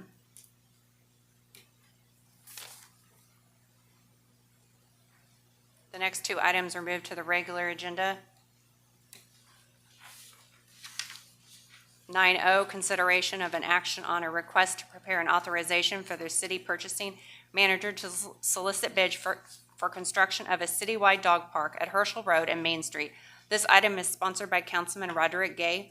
This is a budgeted item, GL account number 100-6122-54-7851. This item is located in Ward 4. Item 9P was removed from the agenda. Thank you. Is there a motion to approve the consent agenda? Motion. Thank you, Councilmember McKenzie. Is there a second? Second. Thank you, Councilmember Arnold. All those in favor? Aye. That is unanimous. Agenda item 10A, consideration of an action on a request for a special event permit to host community health fair and field day by Restart City Center Church on May 24th, 2025 from 11 a.m. to 6 p.m. at Charles E. Phillips Park. This item is requested by Queenie Brown, Deputy City Clerk. This event is located in Ward 4. Is there a motion? Is there a motion to approve? Motion. Thank you, Councilmember McKenzie. Is there a second? Second. Thank you, Councilmember Carn. Any discussion? Nobody care to ask the council? Well, did you? You was waiting. Any I discussion? was waiting on you, actually. You wait for me not to give a motion. Oh, you didn't want a motion? I mean. Councilmember Gay, if you would just would Is it make at sure. the park or is it at the 18 acres? Where is it at? It's at Is the it at the park or at the 18 acres? It makes a Where's difference because this weekend I had to call just to get calls out of a small event. So I just need to know what's going on. I believe when reviewing the permit, it was at the soccer field. And I know they stated earlier a bouncy house. Is it free? How much did they pay? Yes, sir. It's free admission. It's free. It's free admission. Well, listen, at some point, we're a business. It's not the Red Cross. You guys work for an organization. We have to pay bills. We can't give everything away for free. You can't go to Home Depot back door for free. You can't go to Piedmont Park for free. You can't go to Mosley Park for free. So, y'all not even around on the weekend. I'm out there trying to figure out what's going on. Madam Clerk? Madam Mayor, just a correction, this will not be located on the soccer field. Where will it be? Where is it? There's a section in the park, it was included in the agenda packet. She submitted a map and circled a section of the northern section of the park. The applicant did. Does she provide the insurance? Once approved, she will provide insurance to Queenie.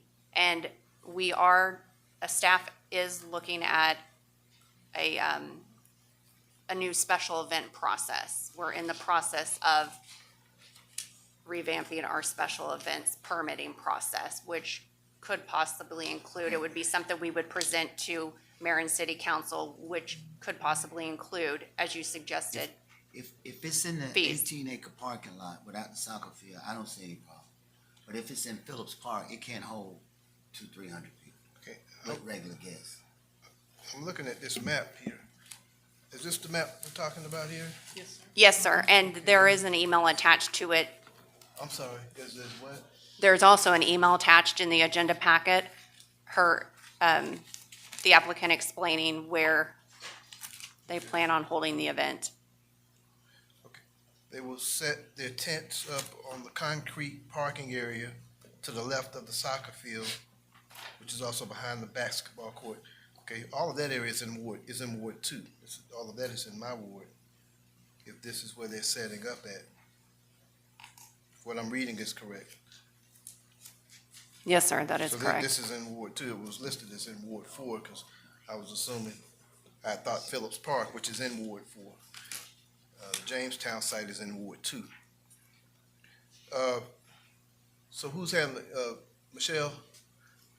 Is this Chief? Or who talked to these folks? They were here at the workshop. Okay. Yep. Chief, I'm sorry, would you mind coming up and, for everyone who might be watching? Well, I'm just trying to get a feel for who sat down with these folks to. Chief, I could didn't you sit just down repeat- with them. Could you just repeat what you said to make sure that everyone? No, I didn't sit down with them. The only problem, because in the ordinance at the parks, bouncy houses are not allowed. So that's the only issue that I have with it. Okay, so there's no bouncy house.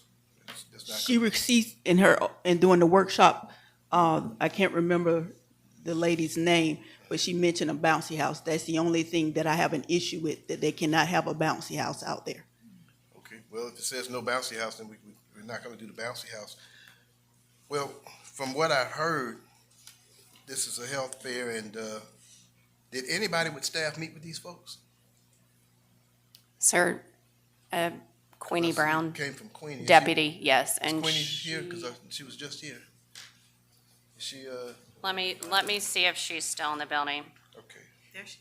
Before she come, while he's waiting, I just want to clarify. It says Charles Phillips Park. So just to be clear, we're talking about the Bida, 18 acres. All right, this is why I wanted Queenie to kind of The clarify. 18 acres Hold on, actually. here she comes. Here she comes. She'll answer all of our questions. Good evening, Ms. Brown. Good evening, Mayor Council. So there's some questions about the event that is proposed by Restart City Center Church. Councilmember Gay? All it was is to clarify if it's actually in Phillips Park or is it at the adjacent park, the 18 acres Bida property? No, it's at the park. It's going to be where you're basically on the opposite side of where your stage is for Ward 4 Festival. Okay, that's by the basketball court? Yes.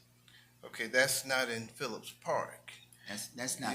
The park, well, I'll let you finish, Councilman. Well, if we want to go back in time, there's a gentleman handshake on the 18 acres. So I guess we both have a say in it.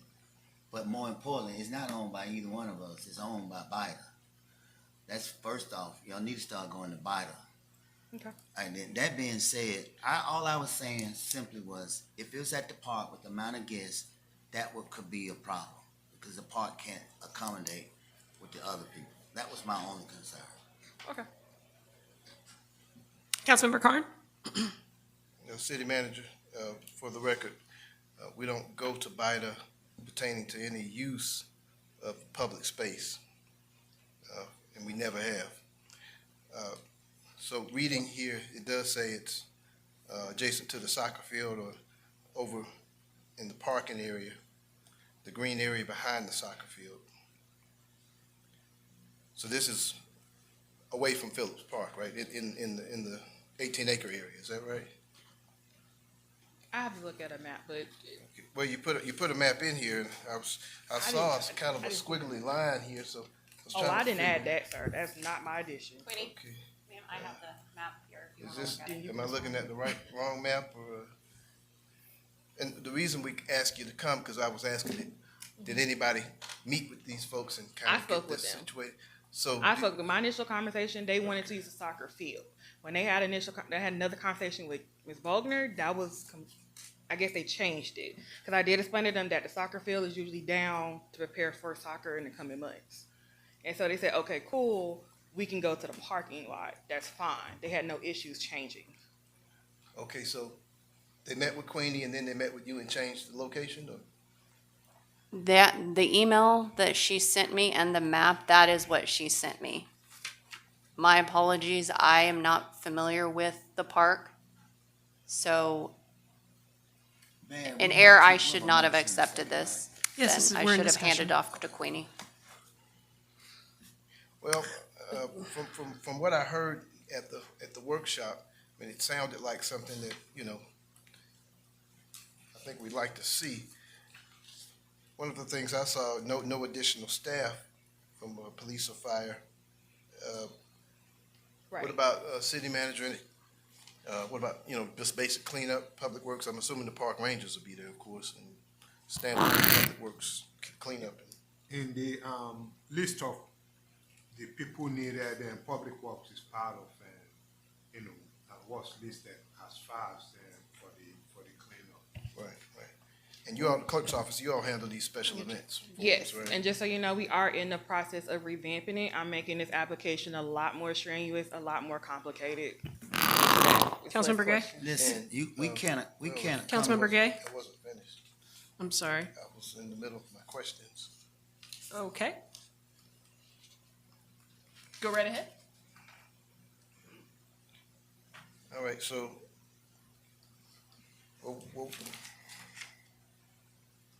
so you all recommended approval based on your review? Yes, I mean, I was gonna follow up with them as staff. Is that a yes or a Yes. no? Or It's you a did yes. recommend approval? Now, Yeah. Mayor and Council you can make your recommendations and I can go back to the requester and let them know that you requested this. I was automatically gonna deny bouncy house because we don't allow bouncy houses in the Understood. parks, period. Right. Well, if the bouncy house is, not available there, then they're not gonna do the bouncy house, but I understand you all recommended approval here, reading the documents, so,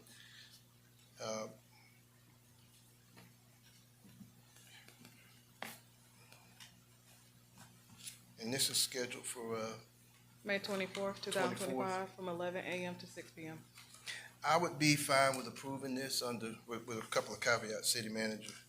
I'd like you to maybe get them in here in the next couple of days here and have a sit down with them and I guess Parks and Rec and Public Works, just to make sure that logistically we have everything. And Chief, if you want to attend, it might be a good idea. We don't want a bouncy house. If that's not permitted there, we're not going to do the bouncy house. But I would approve it based on you all meeting with this group and coming. If you're okay with it, I'm fine with approving it, contingent upon city manager checking things out a little bit further. Now, I understand you all are going to be revamping the process, so we want to make sure we get that going because, spring and summer is here. So that process needs to be ready to go. As you see, we got folks ready to get out there and do some good things in the community. It sounds good. Health fair is good, is good information for the city. We need a healthier city. If this is an event that promotes that, I think we want to see it happen. Estimated attendance looks relatively not too big, 150 or so folks. And it says the city of College Park will not incur any expenses, but just the basic, like you said, public works cleanup and so on. I would be fine with approving it based on city manager double checking things. Now, if you come back to us and your opinion is that it's a no-go, then my approval is only based upon city manager and the team, just scrubbing it one more time. Understood. So that would be my motion. We've been, we've already got a motion and a second. We're in discussion, but Councilmember Gay, you had something to say? I don't have anything else. Okay. The motion, what was the motion again, Ms. City Clerk? To approve. To approve it? Okay, I would just like to add that friendly amendment, just to double check things. I think that'd be good. What is the, can you state the motion one more time? The amendment? City Clerk, did anybody get that? City Manager, you got a basic understanding of what I'm looking for, right? Yes. I would add a caveat to the approval, per the city manager and city manager's team going over things, reviewing things in the next couple of days here. And if that review is a thumbs up, then I'm still a thumbs up. If it's a thumbs down, then we're not gonna do it. Okay, we will meet with them sometime this week. Yes, sir. Will do. So you would withdraw your approval if, I mean, by getting it here, staff is already, I mean, it's already been vetted by staff, correct? It has, but I mean, we're happy to go back to the drawing board. We have no issues with that. We'll cover all bases. I think it'd be good, yeah, because I understand you all took a look at it, but just want to make sure we double check things, because that's not exactly what I was hearing. Understood. So we want to be sure we're having a public event, and so mine was just a friendly amendment to the motion. If Madam Clerk, everybody's okay with that. what do you have as that friendly amendment? The friendly amendment is that the city manager and city manager's team will review with staff this application within the next couple of days, including Public Works, Cultural Department, and with Police Chief Rogers. And per their signing off on it, it's a go. If they're not recommending it, then we're not going to do it. Yes, sir. Again, that's just my motion, my amendment to the motion. Can you read that full amendment one more time, please, Madam Clerk? The friendly amendment is for the city manager to follow up with the applicant with the city manager's team reviewing the application to ensure it's in compliance with the city, including Public Works, Cultural Affairs team, Chief Rogers, and all departments signing off on the application. Okay. And did Councilmember Carn make the initial motion? No. Mayor Pro Tem did. Do you accept that friendly amendment? Yes, ma'am. All right. And I believe, did Councilmember Carn second?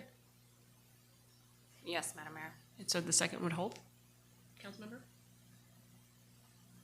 Yes. Okay. All right. Any further discussion? All those in favor? Aye. That is unanimous. Thank you. Agenda item 10B, consideration of an action on a request to pay Kimmy Construction Company, Inc. in the amount of $135,275 for an emergency sewer leak. This item is requested by Timothy Lewis, Water and Sewer Superintendent. This is a budgeted item. GL account number 505-4400-52-5800. This item is in Ward 1. Is there a motion? Motion. Thank you, Councilmember McKenzie. Is there a second? Second. Thank you, Councilmember Arnold. Any discussion? Hearing none, we'll move forward to a vote. All those in favor? Aye. Councilmember Gay? I said aye. Okay, thank you. That is unanimous. Agenda item 10C, consideration of an action on a request to award facade improvements in the amount of $10,000 to McKinsey Brothers Realty. This item is requested by Interim Economic Development Director Brian Hooker. This is a non-budgeted item transfer from GL account number 100-7520-52-6130. This item is being sponsored by Councilwoman Tracy Arnold. This item is located in Ward 3. Is there a motion? Motion. Thank you, Councilmember Arnold. Is there a second? Second. Thank you, Councilmember McKenzie. Any discussion? Yes. Sorry, Madam Mayor. Two quick points, if I may. One, just for the Mayor Pro Tem to clarify that there's no relation. And secondarily, I think you referred to her as Councilwoman McKenzie, and she has stated her preference to be referred to as Mayor Pro Tem. Thank you, Mr. Denmark. Yes, we just need to correct the record. This is a budgeted item. It was budgeted last year. So it's not that it's a non-budgeted item. So we need to correct the record here. That's it. All right. All right, any further discussion? Hearing none, we'll move to a vote. All those in favor? Aye. All right, that is unanimous.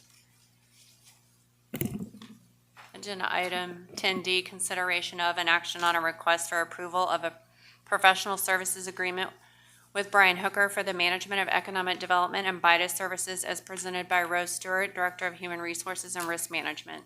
Is there a motion? Motion. Thank you, Councilmember McKenzie. Is there a second? Welcome, Mayor Brown. Second with discussion. Thank you, Mayor, Councilmember Carr.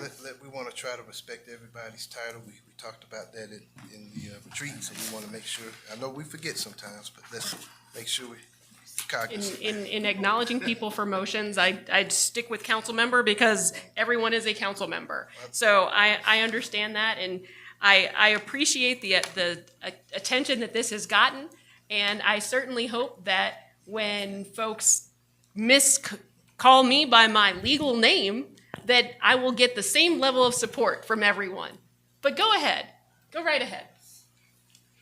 Absolutely, I agree with you. Absolutely. City Manager, I see Mr. Hooker's here.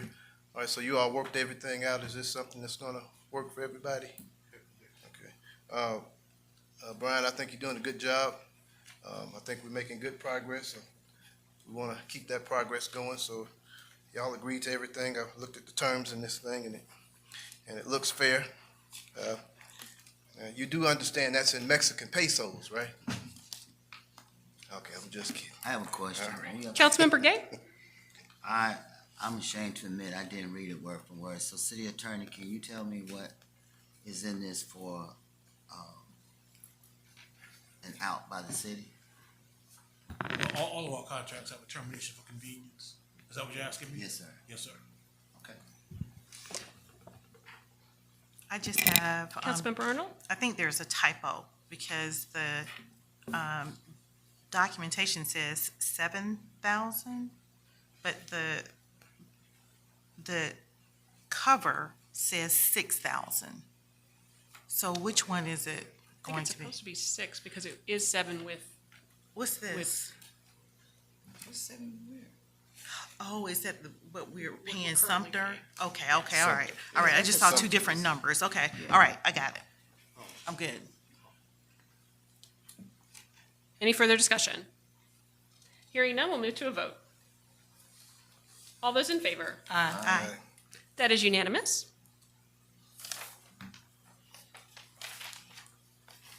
Agenda item 10E, consideration of an action on a request for approval of payment to Ignite Resource Center, who has been contracted to reimburse seniors for payment of in-home plumbing service as presented by Rose Stewart, Director of Human Resources and Risk Management. Is there a motion? Motion. Thank you, Councilmember Gay. Is there a second?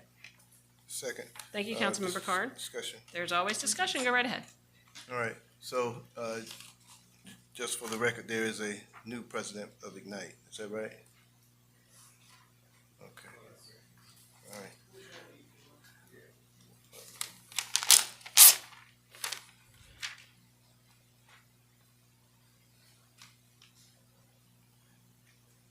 Again, good evening, greetings. Real quick, we are making changes as to effective July 1st, because I guess that's the new fiscal year. I'm going to be the executive director of Ignite. And Ms. Taylor, she's going to be the assistant. I'm going to move to the assistant since it's a new fiscal year. Richard Cabrera is going to move into the executive director role, and I'm going to move into the assistant director role.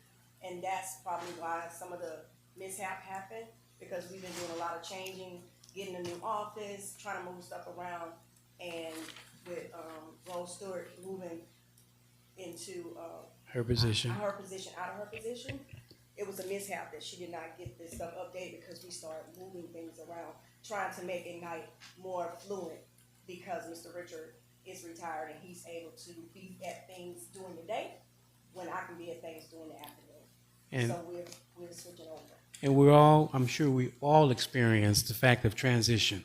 It's just sometimes it can be easy, sometimes it can be difficult, and we only have 4 people, and we're trying to cover all 4 wards. That's why we assign each person a liaison, and that's why we want to show some improvement and difference to get Ignite in the community, 1, 2, 3, and 4 wards. As well as Mary, because I did speak with your executive assistant as well as Ms. Gates, Shante. I spoke with her so that I could set up time to make sure that we are part of whatever you have, as well as Councilman Gay and his board as well. So we are making changes to make it better. Councilmember Carn? Well, you know, Ignite has done some great things in this city, and, you know, we all have to get things clarified and whatnot from time to time or whatever have you, but, you know, I'm just gonna recommend that you get your paperwork cleared up first thing in the morning. Yes, sir, we're going to do And, that. that way, that's clear, but, We always focus on get that. Ms. Stewart will be back tomorrow. so the city manager should have that at noon, is that fair? Hopefully we can get it to him by noon. Does it have to be that By early? the end of the day, it's surely by the end of the day. So as it stands right now, with the Secretary of State, Ms. Stewart, our Human Resources Director, is listed as the CEO of Ignite. As in error for the fact she did not have a chance to change the information. Yes or no? You're correct. Okay, that's it. Let me modify that motion then. Okay.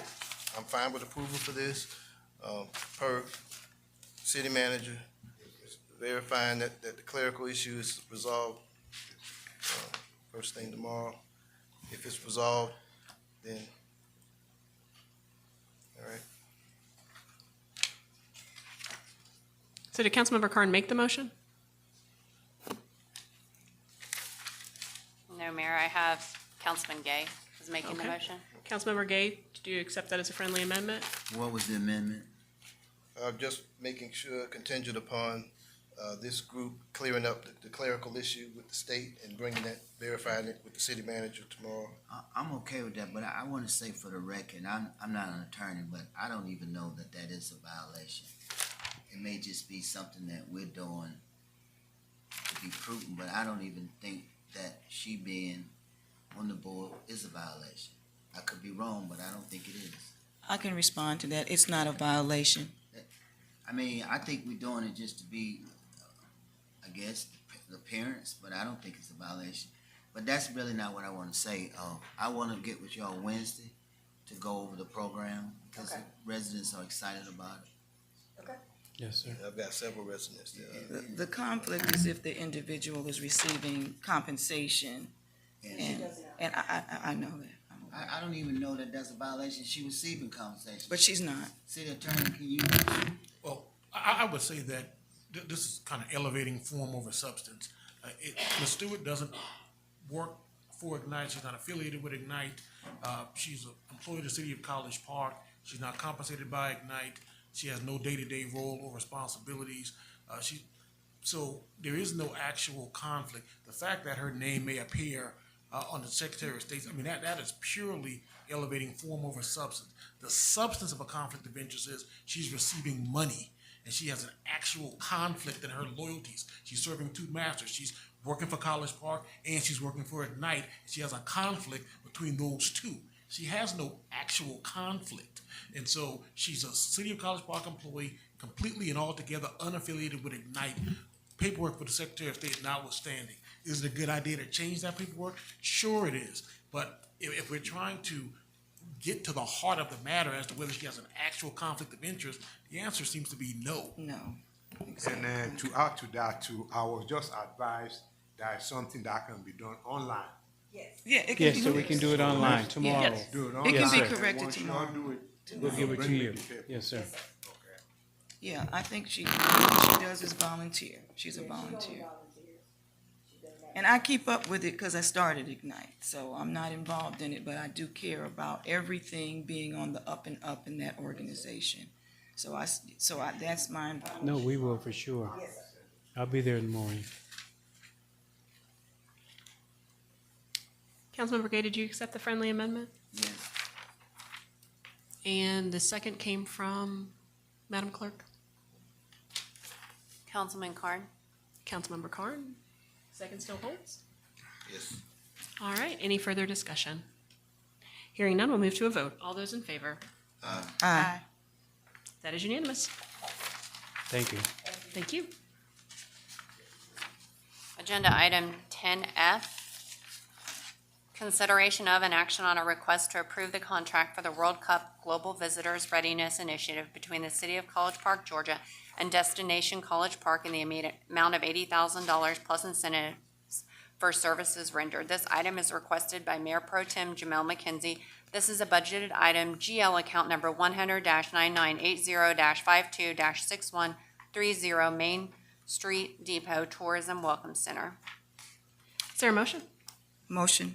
Thank you very much. Is there a second? Second. Thank you, Councilmember Carr. Any discussion? Hearing none, we'll move to a vote. All those in favor? Aye. Those opposed? Any abstentions? Aye. All right, the motion passes with Mayor Pro Tem and Councilmember Carn in favor, and Councilmembers Arnold and Gay opposed. No, we abstain. I'm sorry, I apologize, abstaining. The motion passes 2-0.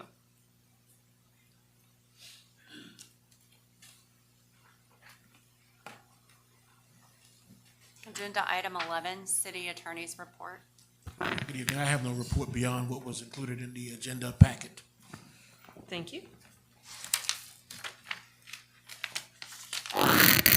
It's a short report for me today. Just want to commend all my direct reports and the city staff for a job well done. We had a storm a couple of days ago, and power, came and turned the powers on public work. The trees that fell, remove the trees. Code enforcement, been very busy. Everybody has been very, very busy, and I just want to commend all my employees.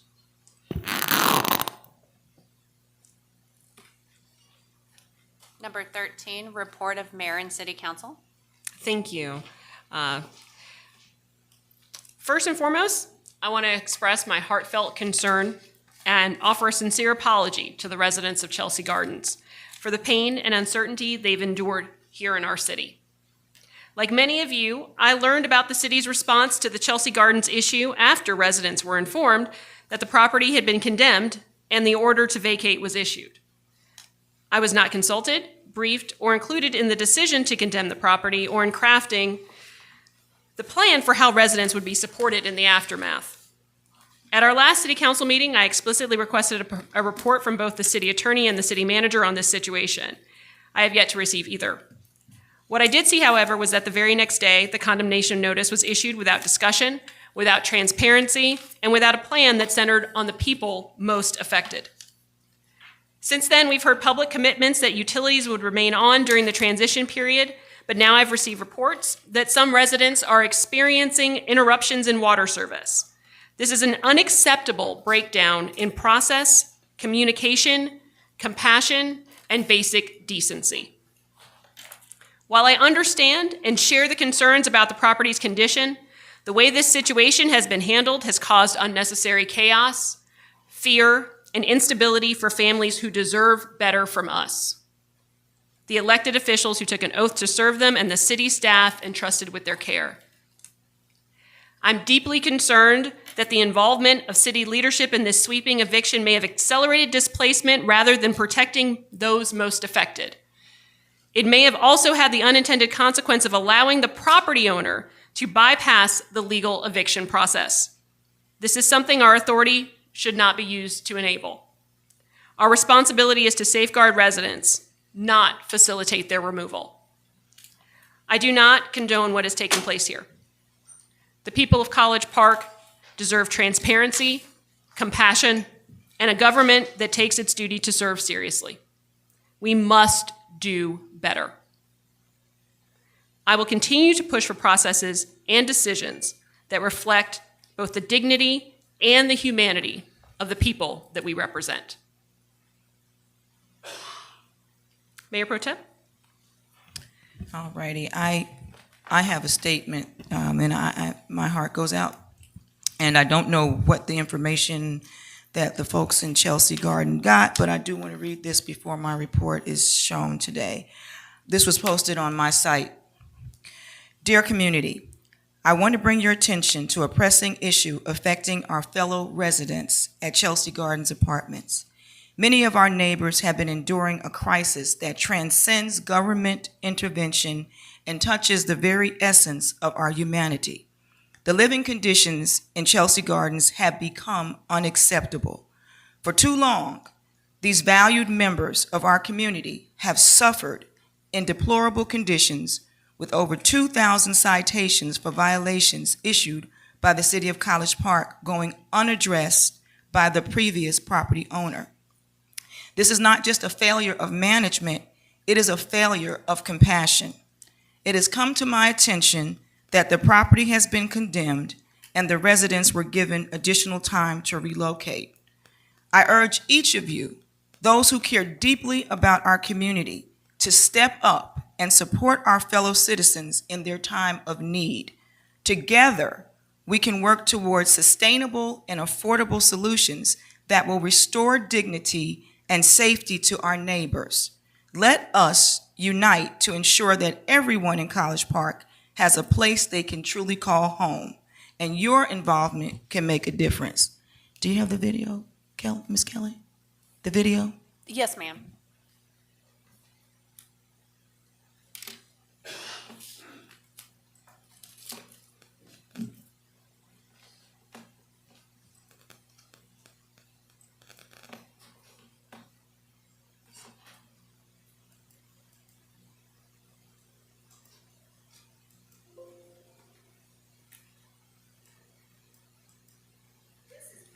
There's still something on the screen. With my May 5th, 2025. Kelly, there's still something on the screen. We're seeing a bunch of pop-ups.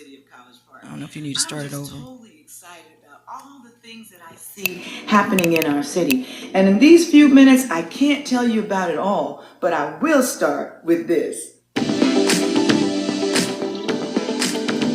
Yesterday was International Firefighters Day, and we are grateful for the service of all of our College Park fire personnel. Thank you for all that you do. And today is Cinco de Mayo, which is an annual celebration that's held on May 5th to celebrate Mexico's victory over the Second Empire at the Battle of Puebla in 1862. And I want you to know, I've had a terrific time over the last 2 weeks enjoying tea with several ladies. On April 21st, I was privileged to join several of the ladies from FOA under Dr. Lanice Littleton at the Atlanta History Center to celebrate with several African American female genealogists and historians. But the tea doesn't stop there. On April 26th, we had our own tea at the Brady Garden, the community garden, under the direction of Miss Holly Rodriguez, and we had a terrific time. Traditionally, and especially in the African American community, teas were a really big thing in our churches. Our ladies coalitions would have teas, and any women's group that you belong to was going to have a tea. And it was an opportunity for our ladies to, put on their fascinators or their best hats and dress up and really just, have a great evening or afternoon together. A lot of times we would call it afternoon tea. And so we're bringing that back here to College Park, and we're just excited today about this wonderful tea, our first tea in the garden. It was simply amazing. Absolutely. We look forward to the next afternoon. I really enjoyed it. I enjoyed the camaraderie, the games, the food. The food was fantastic, and the fellowship was even better. And also on the 26th, I had the privilege of welcoming Marquise Gresham and his baseball organization to Zup Park for their Family Fun Day. And what a day of fun it was. On Monday, April 28th, we held our third Business Connect of the year here in the city of College Park. And it was wonderful to see our business owners out networking, collaborating, and just getting the information that they need that will hopefully help their success in the city of College Park. It was awesome to be able to have our staff, our team, different organizations, our economic development consultant, Mr. Brian Hooker, Ms. Ginger Melton, and we want to thank Commissioner Marvin Arrington for coming out and sharing valuable information with us. On Saturday, we attended the grand opening of one of College Park's newest restaurants, Cliche. Welcome to College Park. We'd like to welcome Cliche to College Park. Good evening, everyone. I am Jamel McKenzie, and I serve as the Mayor Pro Tem for the city of College Park. Yeah. The best city in Georgia.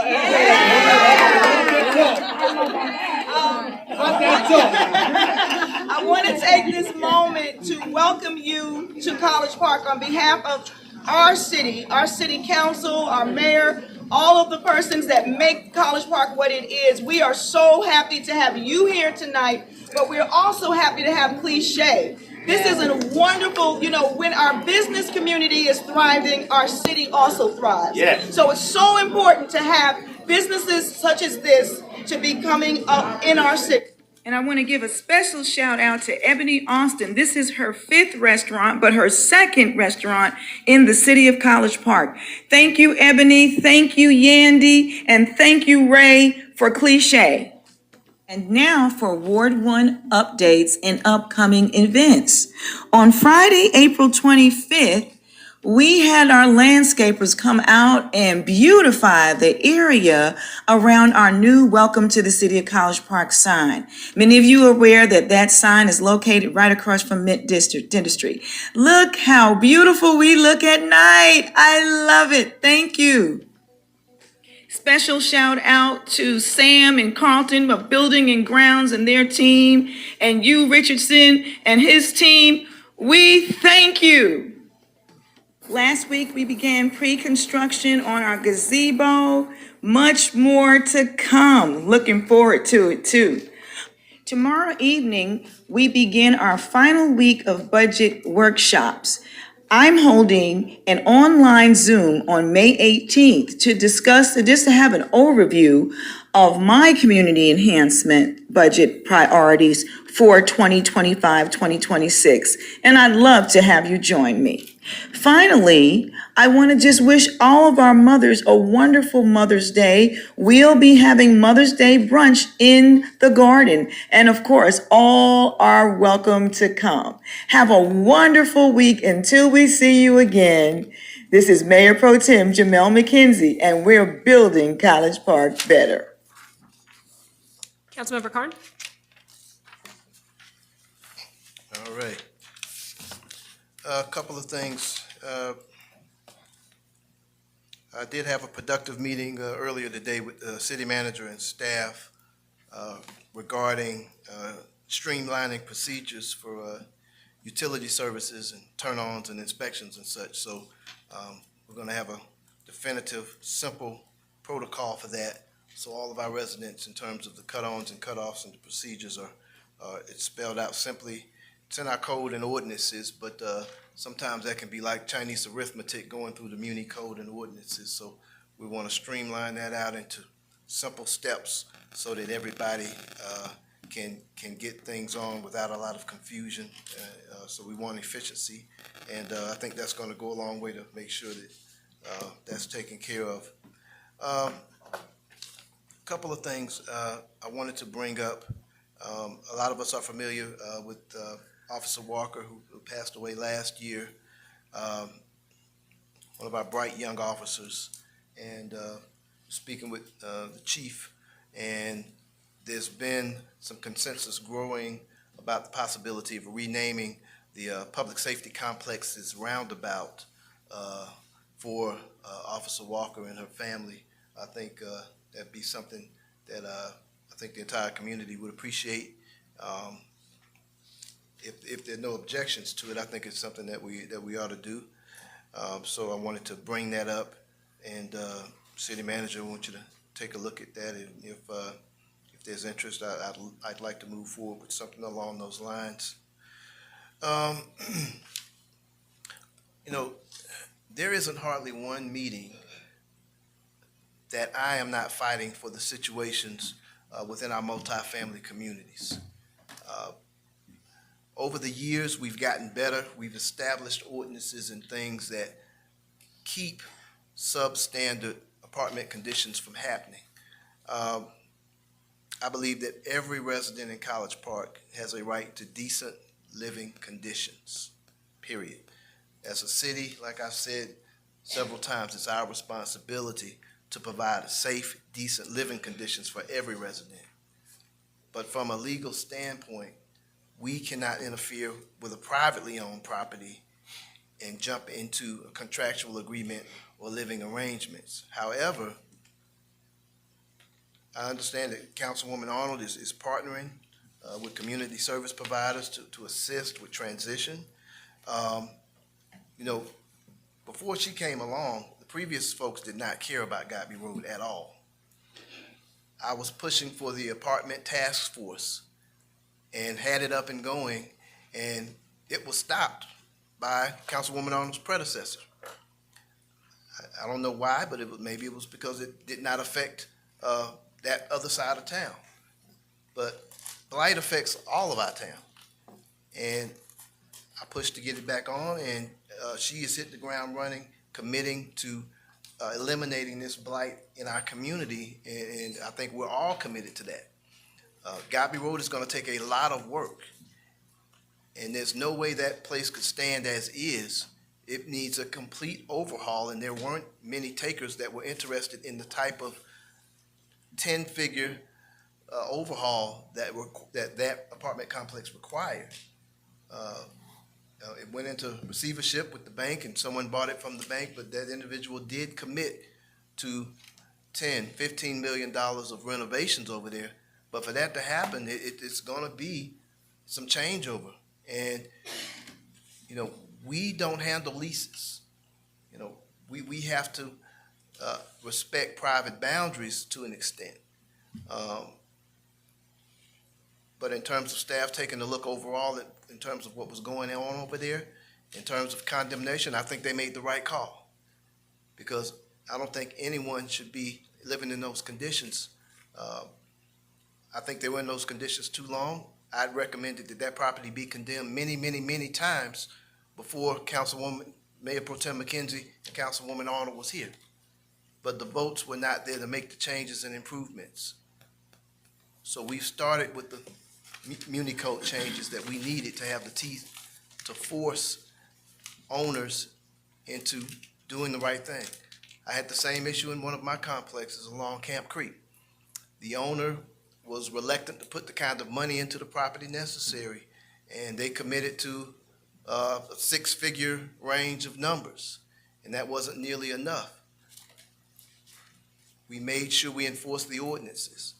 We made sure we did the sweeps, and we used every lever that we legally could do from a public sector perspective, and things have changed over there, and that complex now has a commitment of up to $6 million of renovations, which is something more realistic that would actually clean up that community. Now, there's going to be transition there as well. I'm hoping they plan it better and work with the city and communicate so that we can things can transition well. But we want to improve these communities. But it's going to take a lot of work, and staff has been working on it. Is everyone going to be happy with it? No.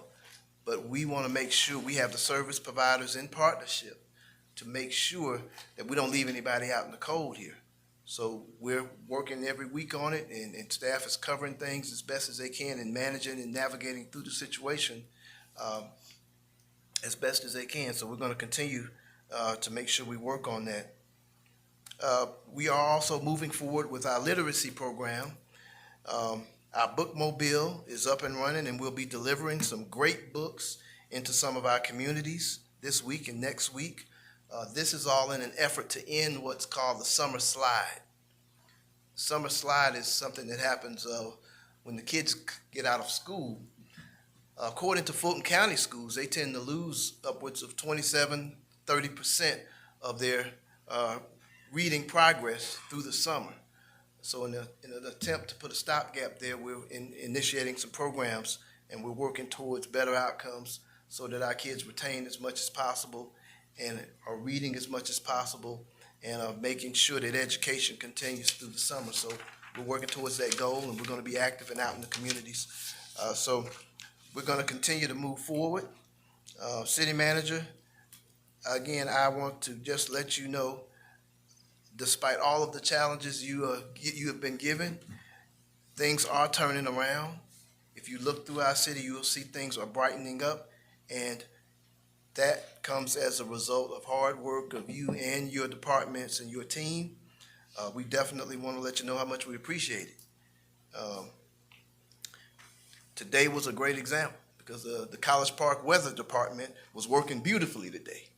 It was wonderful out. So we definitely appreciate all of the hard work, and we want y'all to continue to work forward and keep making progress for the city. Up here, we're going to be doubling our efforts to make sure the community needs are first, to make sure the priorities are first, and we're going to keep pushing forward to work and listen and make the adjustments that we need to make this community better. So I think we are going to be committing to that, and I will continue my commitment to that. So that's all I got this evening. Councilmember Arnold? Thank you. So first, I want to start with saying that I agree with all of the comments that have been made before me in reference to Chelsea Gardens. At the end of the day, the apartment complex should have never gotten to the point of where it is unsanitary, unhealthy, and in a deplorable condition. So I want to start with that. And, like my colleagues, after learning, the decision of moving forward with the in condemning the property, I advocated for the constituents. I said what needed to happen. We did not need to have citizens on the street. We talked about putting together a plan, especially for those that were senior citizens, disabled, and veterans. We talked about providing services. And I identified a community service provider to support the constituents. And that community service provider has been out for the past, 3 weeks, if not more, knocking on doors, identifying families, and working with families to get them to safe and clean housing. And they will continue to do that because it's the right thing to do. And so we'll hear more, we'll get more updates. Until that time, I still stand by the fact that we shouldn't have ever let this property get to the point that it is. And so now we cannot stand by and let our constituents live in conditions like this. And we have a moral obligation to provide the support that is needed to get them to safe housing. So I want to thank Marquise Grissom and Ms. Michelle Johnson and her staff for the fun day that was held at Zup Park. And I was happy to be the person to throw out the first pitch. I've never done that before ever in my life. And from what I hear, I'm a natural. So maybe when I retire, I'll start pitching balls. That was really a great event. I'm glad and honored, and I am happy to have participated in that event. I also participated in the fun day that Commissioner Arrington had this past weekend. Although it rained, it was still a wonderful event. I understand that this was the 10th year that he's held this event for the community, and I was happy to go out and support that.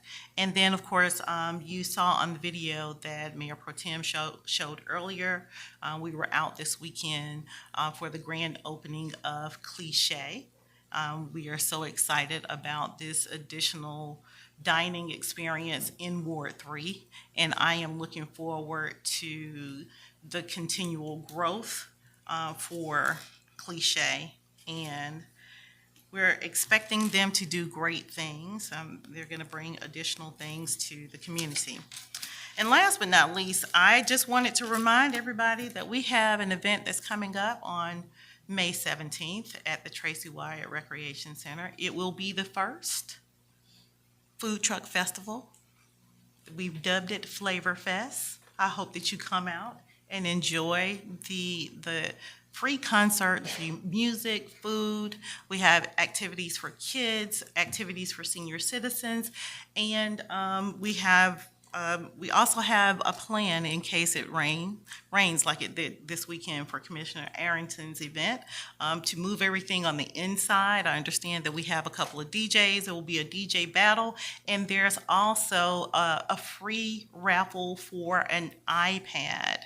So hopefully you will put your name in and win, and that is no one on this dais. Thanks. Thank you so much. Councilmember Gay? I don't have anything this evening. All right. Is there a motion to enter into executive session for the purposes of litigation and personnel? So moved. Thank you, Councilmember Arnold. Is there a second? Second. Thank you, Councilmember Carn. Any discussion? Hearing none, we'll move to a vote. All those in favor? Aye. Aye. That is unanimous. We'll head into executive session at this time.